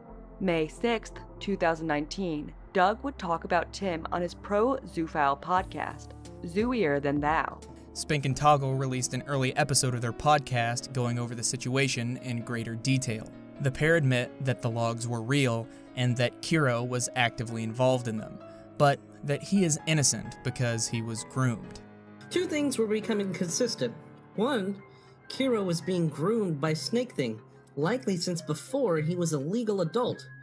Kiro did participate in the sharing and consumption of torture videos, but he'd have moments of clarity where he'd be disgusted with himself and try to walk away, but he'd be back again the next day. Being groomed into this stuff is a soul-crushing process, and Kiro's was steeped in it for years. That he doesn't seem to have ever ended up participating himself is noteworthy given that information. As an aside, reading back through years of Kiro's logs and DMs, I can only say that we as a community failed this young man first and foremost. He was so young when he first showed up at Beast Forum. Spink considers naming and shaming to be the most effective tactic, but his language indicates to me that he wants these people to destroy evidence so no one gets caught. What I want is for these torturers to know that we have their number. I do want them to be scared. I want them to scrub their chat logs and put their severed puppy ears through the fucking shredders and clean the blood from their bedroom floors. I want them scared. Not because of some bluff, but because they can watch real time what's happening and do the math themselves. Not all of them are dumb, and the not dumb ones know full well that an irreversibly public copy of these leaked logs is the foundation for pulling in firepower from all over the world. Most people ignored Douglas Spink's announcements because most people don't listen to animal rapists, but considering Tim considers Doug his arch rival, I feel it is important to mention. June 13th, 2019, Archive the Wolf would connect Kiro the Wolf to the Dogman2 username. Ark connected him to the account on the Beast forums, but this would eventually lead to his Reddit, which would lead him and connect him to Tim Wynn in the DMs. According to Archive the Wolf, Tim Wynn would disappear around July 2019, but would resurface under a new Reddit July 18th, 2019.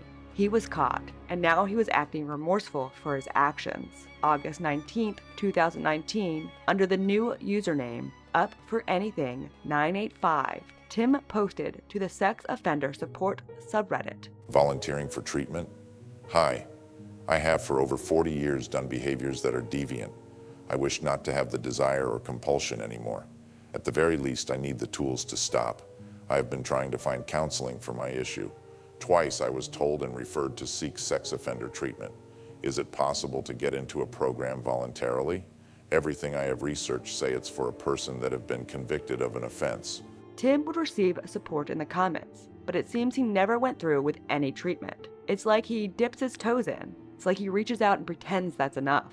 Tim Wynn was now being mentioned in the Zoo Sadist coverage. Meanwhile, he updated that he was getting sex addiction help in the subreddit r/addiction. This was on September 20th, 2019. I am a sex addict, and I have acted out in very bad ways. I am in a sex addict group and have some 3-week sobriety. I am having problems about sharing my thoughts and my past with the fellowship. I feel that I will be rejected when they find out what I am. I don't deal well with rejection and most likely will run if I sense it. I can't go back to the way I have been my entire life. I have hurt so many animals from acting out that there is no way the members or God will accept me. I will end up, as always, alone sitting in a corner being ignored. It hurts so much. I will just end it if that comes to pass.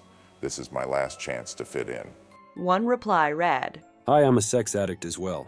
You're having the same fears that many of us had. My experience has in the meetings is that the members are very supportive and understanding. That said, I believe certain details should be only shared with a sponsor. When I attend a meeting, I don't go into detail with the group because it may trigger someone else.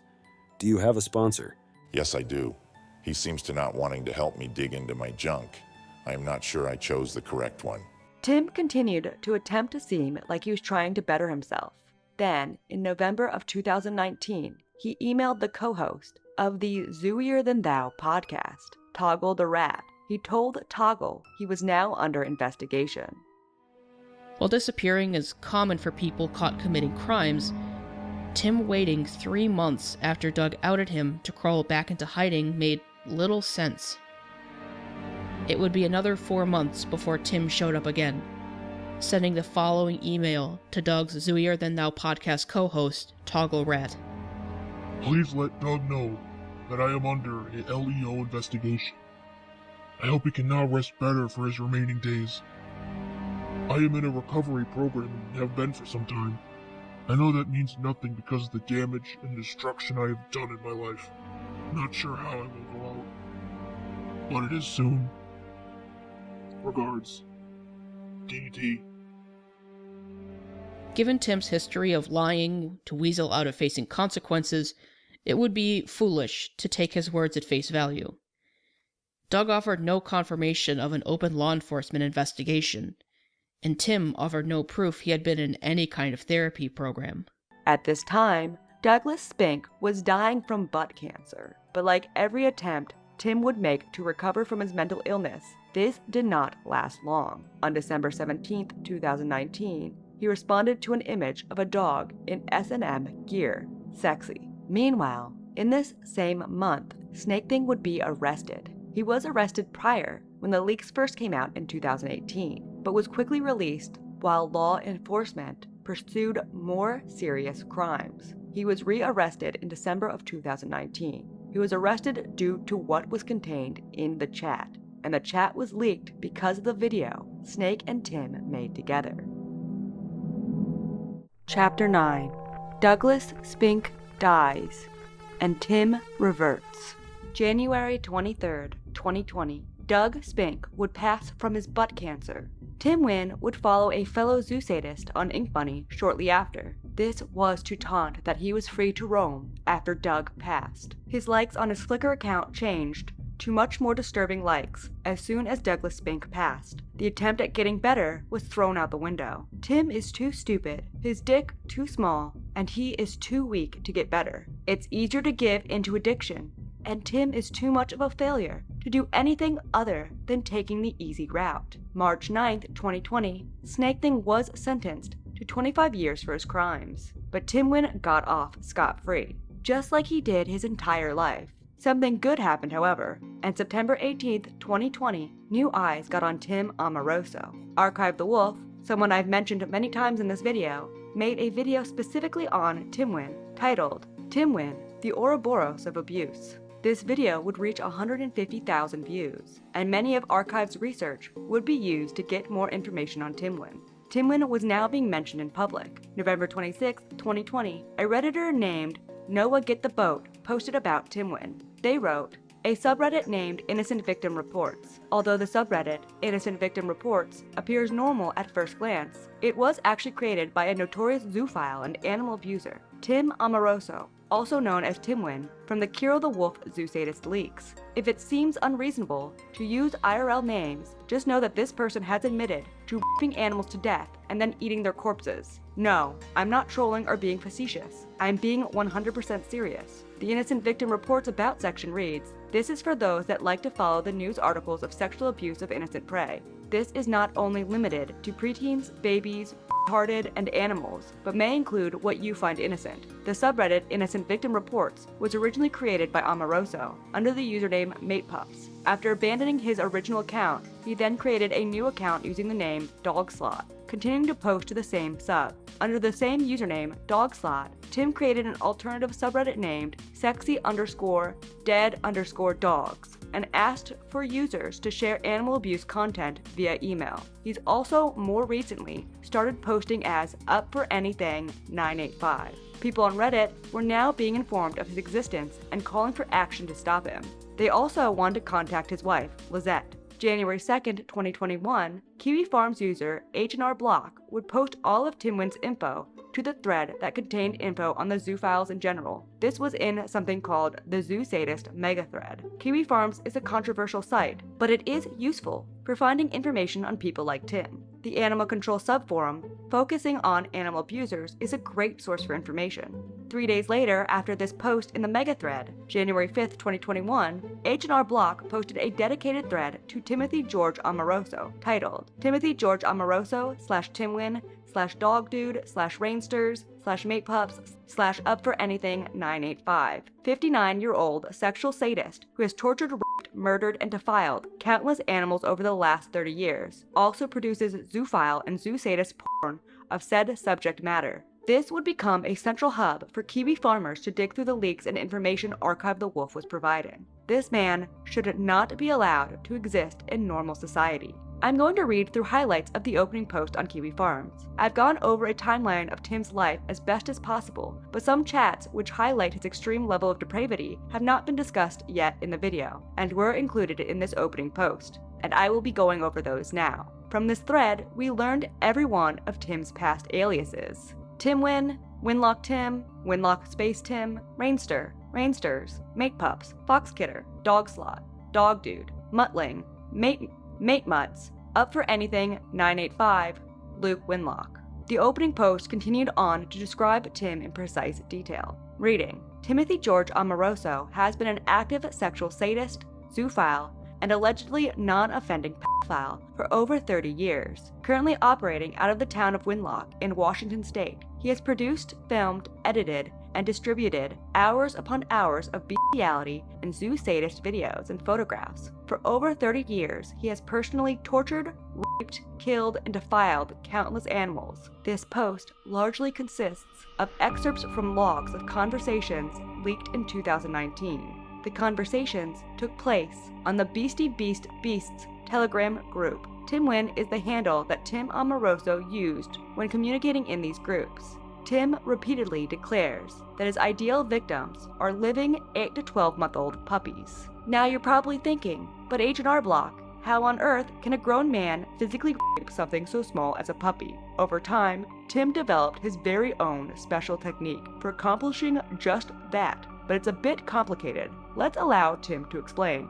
And then the poster went on to go over Tim's methods of rape. My favorite for most young animals is to make a small hole in the lower belly and the hole. You make it shallow enough and precise enough that you don't cut into the entrails. Ah. I use a scalpel for this work. So very sharp knife and just cut the skin. The skin, and there is muscle under the skin that you need to penetrate with the scalpel. Make the hole small so it's a tight fit for the penis. Right. So you get the membrane towards the intestines and the skin. Sounds nice and tight. Correct if you do it with a young enough and small enough animal. It's kind of like a fleshlight. Neat. The post continued to show other chats going over the horrendous ways Tim gets off in his gory animal rape, and how he prepares his victims. I've given a lot of dog/puppy sedatives with the desired outcome. Other chats revealed at this time include Tim talking about having sex with rotting animal corpses. And, actually, I'm not going to read these out loud. This is disgusting and I feel sick. I don't even think this should be, yeah. Alright, we're moving on, but yeah, I feel sick. He f***ed dead bodies. Just lots of very wholesome activities were uncovered in these leaks. The true hunt for all details about Tim had begun, kicked into motion by Archive the Wolf's video and Agent R Block's thread. People on Kiwi Farms soon began to dig, looking through his wife's, Lizette's, Twitter. They also began going through the content he made and shared in the chats. They also found that Tim worked as a print shop manager, and the Kiwi Farmers soon found his LinkedIn. And then they found his Flickr. Tim was open about being into photography in the leaks. And soon the Kiwi Farmers found that Tim was not only into animals, he was sexually attracted to children. I have a ton of stuff, just don't know what is cool to post. Everything is open to posting here, as you're well aware. Post it all, heart. Well, besides CP, but you get what I mean. Yes, besides that. LOL, until I run across something that someone made that is actually here. What? But I like cheese pizza. Ah, I know. I do too. But that can be in PM. One Kiwi farmer wrote, "Who would have guessed that a deranged, sexually sadistic individual like Tim would have an interest in child pornography? Sarcasm aside, anyone who has taken a look at the photos Tim has saved as his favorites on Flickr certainly would have guessed. Here is just a selection of pages of his favorites. You'll get the idea." The Kiwi Farmers then began to try to get a face dox of Tim. They had a name and location, but they needed more. They went through his various photo accounts, and on the same day as the thread being posted, Tim's face was found. Then his old stories, the ones from the 90s. They were found January 7th, 2021. They were digging into everything. More leaks were dumped onto the farms January 12th. H&R Block writing, "What follows are the screenshots from the leaked private chat logs between Levi Dane Simmons, Snake Thing, and Timothy George Amoroso, Timwin. Huge thanks to Archive the Wolf for passing these logs along. There are no photos, as the original dump did not contain any. The only things I have censored are the .onion addresses, which appear to lead to a pedophile/CP trading chat room and an extreme animal abuse content trading site. Tim appears to be a member of both sites and is responsible for sharing the links to said sites with Levi.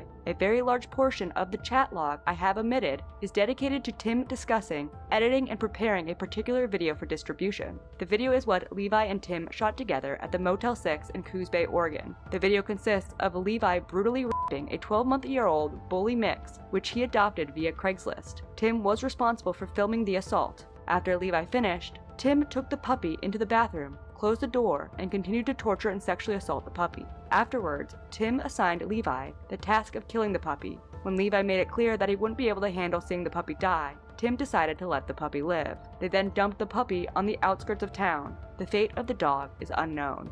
We have reviewed a good portion of the leaks let out in this DM dump previously in the video, but there were some discussions not mentioned previously. Of course, nothing good was spoken of in these DMs. January 12, 2021, a Kiwi farmer posted an image of Tim's penis. It was small, and everyone laughed. January 14, 2021, someone on Kiwi Farms got access to Kiro's Reddit account. This is where we got his DMs with Timwin, but the eyes began to focus on Tim's wife, Lizette. People soon found her social media and went through her posts to get information on her vile husband. While people were looking into his wife, other users were going through his known aliases. A user found him on some forum for Linux users, asking for help under the name Rainster. The Rainster user then posted information on his computer where you could see file location names involving Tim, Amo, and Mandy, his beloved dog wife.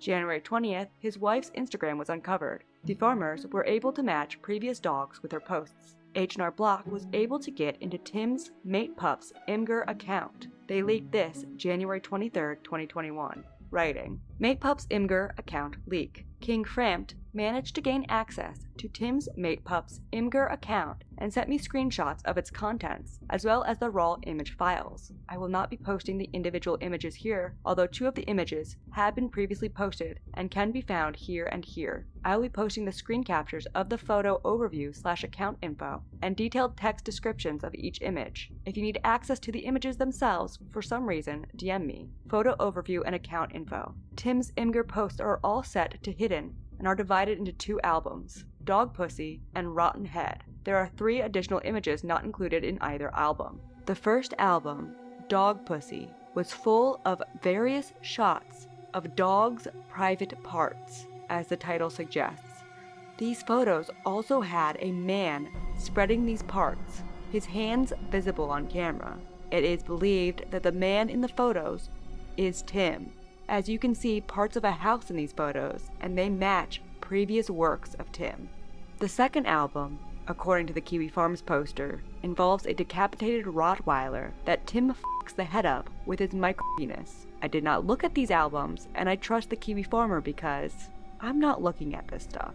There was a third album of unsorted photos, which include photos of various dog abuse and exploitation, and a dead goat. Lovely. January 24th, 2021, H&R Block continued with the audit of Timwin's life and posted what his voice sounds like.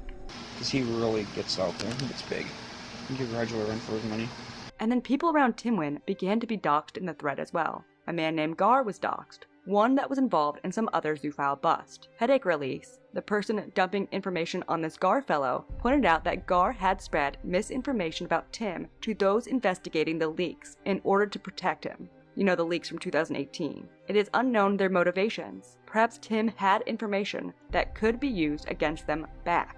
January 30th, users began to dig into Facebooks of people related to Tim and began to follow his wife's Twitter more closely. But something happened because of how many more eyes were on Tim now that he had a thread and a video on him. Tim's wife went private on social media. It is unknown if an onlooker contacted her and she got scared and privated. It isn't known if Tim told her to and fed her some lies about strangers defaming him on the internet, but the Amorosos knew they were being watched. H&R Block on Kiwi Farms hypothesized what happened. I see this either 1. Someone contacted her with this info and she got spooked and locked everything down, or 2. The police executed a search warrant and seized all of Tim's hardware, the best outcome, and she's locking down because that shook her up and she may or may not now know about this thread, or 3. Tim killed himself, least desirable outcome. If nothing publicly apparent relating to possibility number 2 or number 3 pops up in the next week, it's likely that possibility number 1 has taken place. I've been lying low for the past couple weeks and not updating this thread with more Tim info, primarily because I've been in contact with authorities and have been waiting to see if anything comes of that. If nothing happens, I'll post the few remaining bits of info I currently have and finish a second connecting the dots post, linking together some of Tim's newly discovered accounts. It's also now tax season in America, and I've been preoccupied with bringing the absolute best value in tax services to our customers. Find out how things are better with Block and ensure your maximum refund at www.hnrblock.com. Also, an unlikely possibility number 4 is that Tim has fed her some sort of lie or story which sold her on the importance of internet privacy and convinced her to lock down everything, and she's still totally ignorant of all of this. February 16th, the last of the 3 publicly leaked Telegram logs from the Sinbin group involving Tim was posted by H&R Block. Tim wasn't as active in this group as the other group titled Beastie Beast Beasts, but it was posted in case details could lead to getting Tim to receive justice. Also, one conversation in these leaks showed Tim feeling remorse for his actions. He goes in waves and relapses. It's just disgusting the sobriety from his addiction is so short. He is a weak, weak man. These DMs also had Tim admitting to raping his own dogs. In his words, the dogs don't love the cop, they tolerate it. Fucking sicko.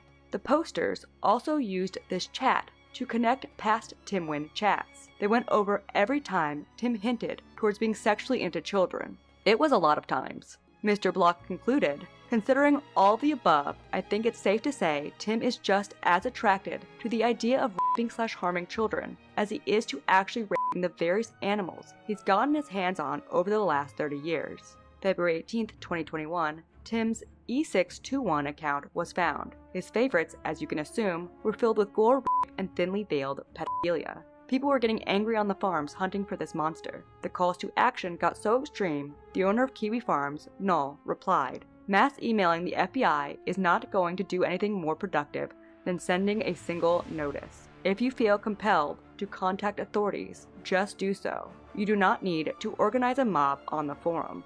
March 4th, 2021, Tim's LiveJournal MuteMutt was found. This LiveJournal, which we discussed important posts from earlier in the timeline, was found because the email, rainster@gmail.com, was exposed during a past data breach that happened to LiveJournal. March 12th, 2021, Kiro attempted to return to YouTube to attempt to reclaim his destroyed career. Many YouTubers, including myself, would reply to this video. Kiro would copyright claim many of the responses in an attempt to control the narrative, though he didn't try mine because he is a pussy. In honor of Kiro putting out his side, on March 18th, H&R Block leaked all the DMs between Kiro and Timwin. The leak into the public helped bury any attempts Kiro had at ever coming back. Well, buried it deeper. He was already like 30 feet deep, and this added another 50. More Timwin videos were found September 14th, 2021. We discussed these previously, YLYM and Old Number 7. Previously, earlier in the year, YouTuber Plagued Moth had reacted to the Old Number 7 videos on his channel. Plagued Moth is a gore YouTuber who watches deep web videos and reacts to them. I've heard he's irresponsible with this and there's a lot of drama around him. This is not an endorsement of what he does. I did not watch any of Tim's torture pornography, and hearing a reaction to it while being described is about as much as I can handle. I don't even know what really gets me now. Not I'm really sitting here and absorbing this as I commentate on it for you, because I just found the screens. I got the screens, and then I pretty much skimmed them and left them at that. I knew the story, I knew what it was, but I like to go at it live and real, basically, if that makes sense. And for me, it's hitting me now, and it's just like, I was thinking about this the other day, for like what a human body can endure. This dog is doing it too, and dogs are just, it's like kids. It doesn't understand. It was even proven that. It's just like thinking it's going to go play. That's what was the first whole clip was. Now it's this. And then just beat the dog to death and hang it. Oh my god, that was horrible. The total runtime is 13 minutes and 7 seconds. Okay. Wow.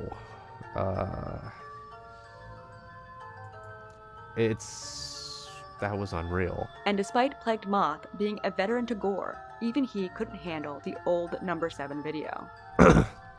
You all been watching me long enough, at least most of you, to know that I've been, oh man, it's bad. It's bad. It's like my catchphrase. We made a joke out of it for a long time.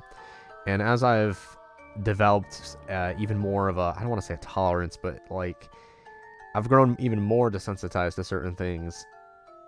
Every once in a while, something will stick out to me, and this is one of those things. And not just because it involves an animal, because it is literally considered one of the most depraved and horrific videos involving animal abuse to actually exist that's talked about. But on October 4th, 2021, Plagued Moth also responded to the YLYM video, also known as Dark Forest. In this video, Moth lists off several infamous Zoo Sadist videos.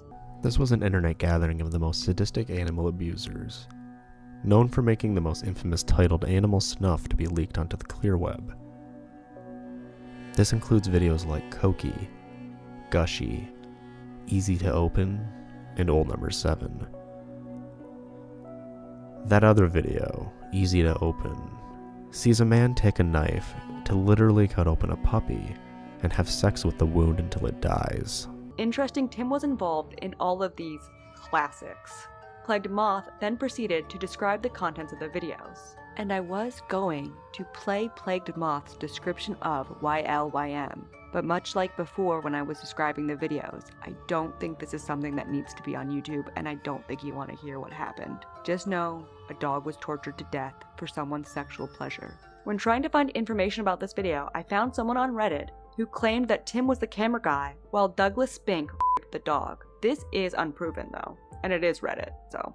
Tim Wynn was able to glide around unnoticed outside the zoo communities for so long.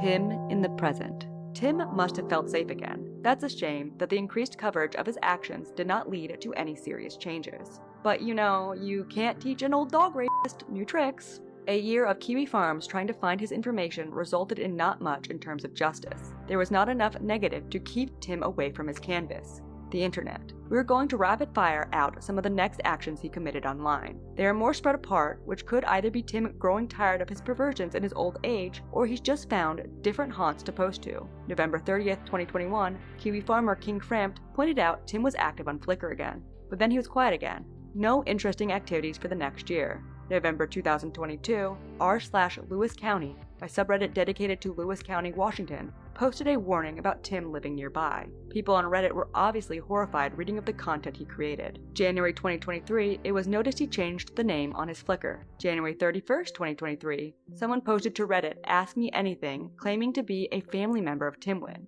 This alleged family member went under the username throwawayaccount 834587. They wrote, I am a family member of Tim Wynn, one of the most hated people on the internet.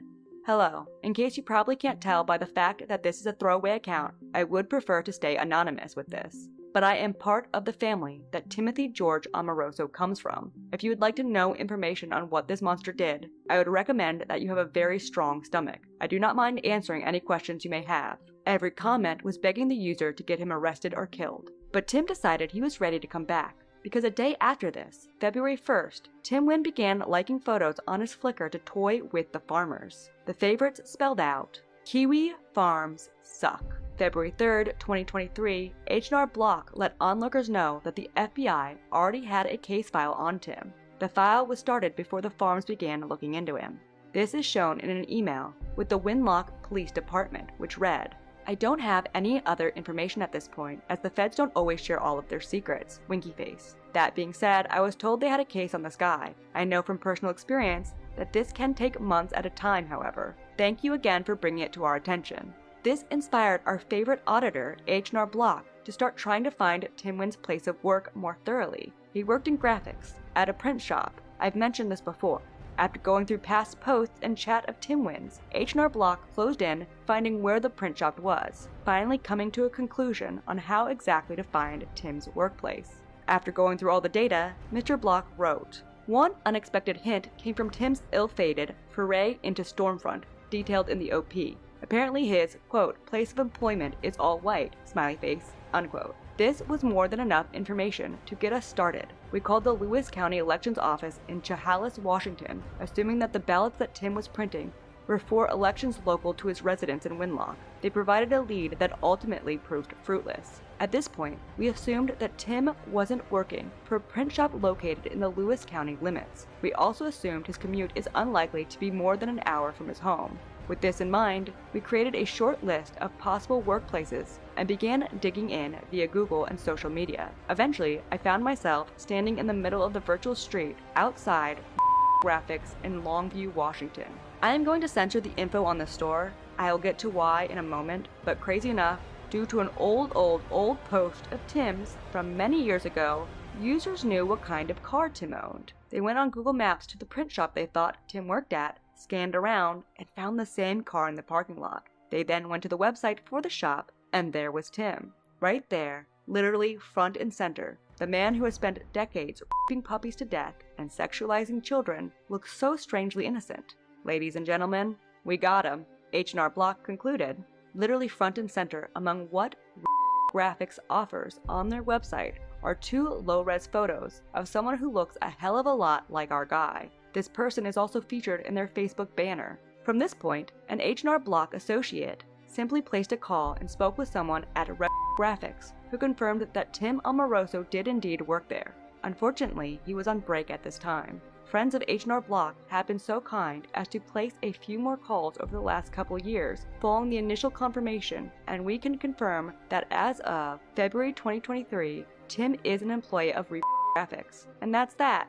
Tracking Tim's place of work down would have been much more challenging had Tim not worked in an increasingly small, niche sector. Next time you hear about the death of print media, give a small thanks on behalf of all the children and animals Tim Amoroso has victimized. Big thanks to everyone behind the scenes who helped make this threat a reality. Happy 10th birthday, Kiwi Farms! During this time, there was a major campaign against Kiwi Farms from trans rights activist streamer Keffals. Keffals began the hashtag #DropKiwiFarms because the website harbored information that made her look bad. It's a long, convoluted story. The YouTuber Mudahar made a video on it, so go watch that. But during this time, Kiwi Farms was enemy number 1, and people were complaining on Twitter that the farmers doxed this man's workplace. It's fucking nasty. I don't care if a dog rapist gets doxed. February 17th, it was confirmed that Tim was let go from his job. A Kiwi farmer called them up and requested to speak to him and was told he no longer worked there. This is why I will not show his former place of work. A message I have not discussed previously was posted the next day. This was most likely from the BBB group, meaning it was sent most likely between 2016 and 2018, where Tim writes, I fully agree with you. I by myself have never or hurt an adult dog. I have many, but it was more about just them, not doing sadistic stuff to me like with pups. Pups are much more sexy to me also. I so love their smooth bellies and so much about them. I want to include this because A, it shows how obsessive Tim is with a certain part of dogs, the belly, which he often speaks of disemboweling and cutting open. B, he has previously described his tastes as being a zoo pedo. This lines up with that, and will help emphasize how sick he is to you viewers. And C, it's to show how weird these people are. In other chats, Tim says he only fucks puppies because he feels bad for adults who have experienced life and felt love. At least the puppies could be snuffed, aka killed quickly, according to him. Their morals are twisted. February 21st, Overlord of Kiwi Farms made a statement on Timwin. Animal Comptroller for 1776 says, I think it's controller. I don't think you actually pronounce it comptroller.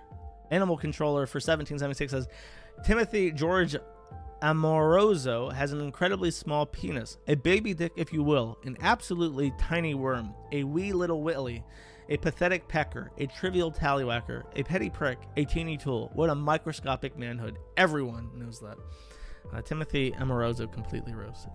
Very true, Josh. March 15th, 2023, Timwin's Google reviews were discovered. He reviewed various pet supply shops and veterinarians in the Washington area under his username Rainster.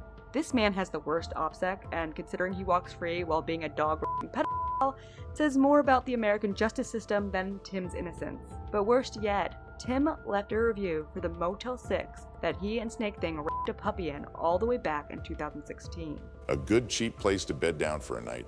My only gripe was that the toilet seat was far from clean.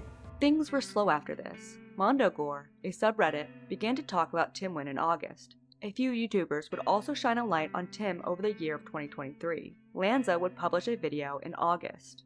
After this, just every zoophile remotely related to Tim began to be doxxed on Kiwi Farms. October 3rd, 2023, it was discovered after months of nothing, Tim was still alive and active. Kiwi Farms user AsDadu revealed Tim had uploaded a photo of a toy car to his Flickr August 27th, 2023. November 17th of the year, Kiwi farmer Polentic was able to get into Tim's Reddit accounts, Mate Pups, and Dog Slot.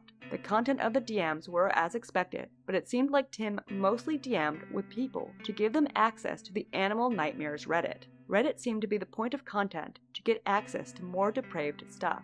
The DMs show that Tim isn't alone. There are more out there past the BBB and the Sinbin chats. People were openly DMing Tim and discussing how great it is to rape animals. A list of users DMing Tim were released, and they were soon doxxed as well. Don't feel bad for these people. They are all zoophiles. December 24th, 2023, Polentic got into Tim's Winlock Tim Imgur account and had this to write. I'm not kidding when I say this. Timothy Amoroso will rape and murder children. I hacked his Imgur, Winlock Tim. This photo is of a child's head, completely exposed with brains hanging out, and their tongue is licking the brains. I clicked the gallery, babies mutilated, rotted toddler corpses, naked children being choked, and there were so many. And nothing really happened after this. Tim was uploading images of dogs up until pretty much present. More accounts associated with Tim over the years got exposed, but there was really never any justice. It just feels like a fart in the wind. Some gore community found him at the end of 2023 and started trying to assist in getting his info in order to get him arrested. So at this time now, Reddit, YouTube, Kiwi Farms, and a site called Goreflix are all out trying to find a way to stop this man. And maybe Tim noticed more people recognized him. In fact, 2 videos were made about Tim's crime on Spanish YouTube in 2023 as well. I'm saying this because at the very end of 2023, December 27th to be exact, Tim dug up his Rainsters username and got back on Reddit. There, he posted to r/askmeanything. The first question to him read, I am a recovering sex addict who's abused and ended the lives of many animals. Ask me anything. What's the connection between you killing animals and being a sex addict? Well, the animals are what fuel my sex addiction. Them critters turn me on in a way that most people wouldn't understand.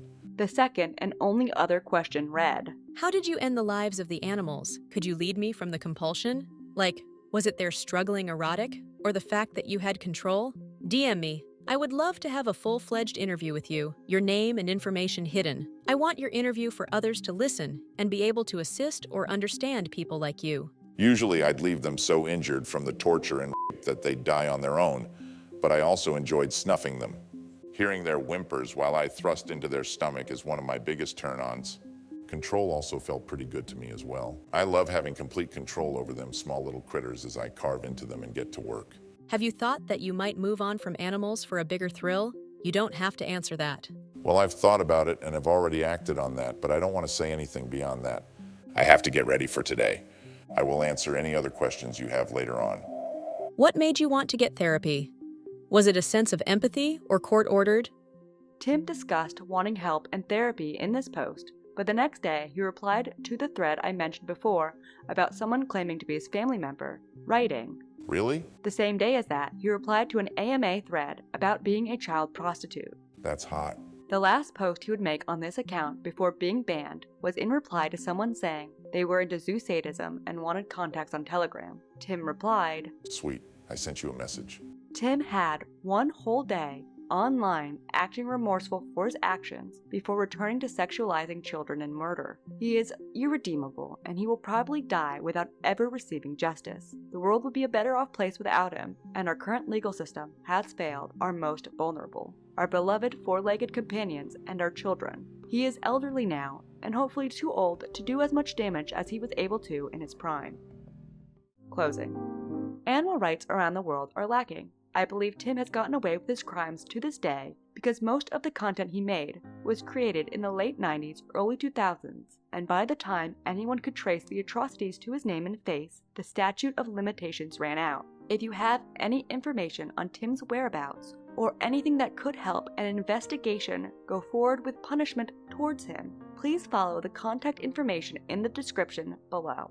You may be wondering why I decided to make this video. There are multiple other channels who have made videos on this man, but I felt like it was a natural spiritual successor to my Zoo Sadist Don't Mess with Dogs series. This man was only briefly touched upon, and I can't lie to you, talking about disturbing things gets views. It seemed like an interesting topic to discuss, and because of the interest in the macabre online, I decided to use it to raise money and bring awareness. Again, all donations will go to ASPCA, and I don't know how to set up giving in terms of the program on YouTube in terms of ad revenue as I write this closing, but I will pin a comment on how much of the ad revenue will go to the ASPCA if by some miracle of God this video gets monetized. I plan to, if I can, have 50 to 100% of the ad revenue go to ASPCA. I only want some money, like, not gonna lie, to pay for like therapy or, I have a lot of animals and I like to buy them toys. And yeah, I have an outside job outside of YouTube, and I make content because I enjoy having a hobby of going down rabbit holes and sharing that with my audience. I'm going to close out the rest of the video with rolling credits of my patrons. If you want to support this channel, consider becoming a patron. I only charge per upload, so it's maybe 4 times a year max. And because I plan to focus on animals, it will help me be able to make some cash on the side to expand my own family of animals. I currently have 7, 5 cats and 2 dogs, and a cat colony I care for. If you can't, a like and a comment on the video is amazing as well. I'm not here to be a grifter. I genuinely enjoy making content, and making some money is a nice bonus but not a necessity for me. I want to suggest a charity as well on my way out. Cuddly.com. Not sponsored. They're a verified charity with a high rating on the Better Business Bureau, and it's a website that is basically like GoFundMe for various animal-related charities. I myself donate to them often, and I recommend making a monthly subscription for them to allocate the funds to various hurt and abused animals throughout the world. I also am linking the Washington Federation of Animal Care and Control Agencies. A lot of animal abuse I've discussed happens in Washington state because animal cruelty laws have been known to be historically lax in this state. This charity is dedicated to the humane treatment of animals in Washington state through legislation, training, programs, and support services. But besides this, the best way to help animals is to go to your local shelter today and adopt an animal and treat that animal like the prince or princess they are. Now to close out, I know we did not get the happy ending with Tim. He is still alive and still possibly hurting animals. However, I want to end this video with descriptions of what Tim has to look forward to upon passing. As mentioned in the video, Tim believes in an afterlife, and I just wanted to read some quotes from Revelations to remind Tim what he has to look forward to. Revelations 21:8. But as for the cowardly, the faithless, the detestable, as for the murderers, the sexually immoral, sorcerers, idolaters, and all liars, their portion will be in the lake that burns with fire and sulfur, which is the second death. Revelations 14:11. And the smoke of their torment goes up forever and ever, and they have no rest, day or night, these worshippers of the beast and its image, and whoever receives the mark of its name. Now, some other loose ends I want to tie up before leaving. Lizette, Tim's wife, I am speaking to you here. You obviously love animals. I've seen you post about animal activism. Do something. You can avoid eternal damnation. You can speak out. You and anyone else in Tim's life can help stop this. You must have something. Come on, girl. If anyone has information to help Tim receive justice on this, or just help dig the nail into the coffin deeper on this man, feel free to contact me, especially, and make sure you do this first, if you've previously sought out law enforcement and no justice was served. But that's the end. I'm sorry it wasn't happy. Suffer lightly, and goodbye.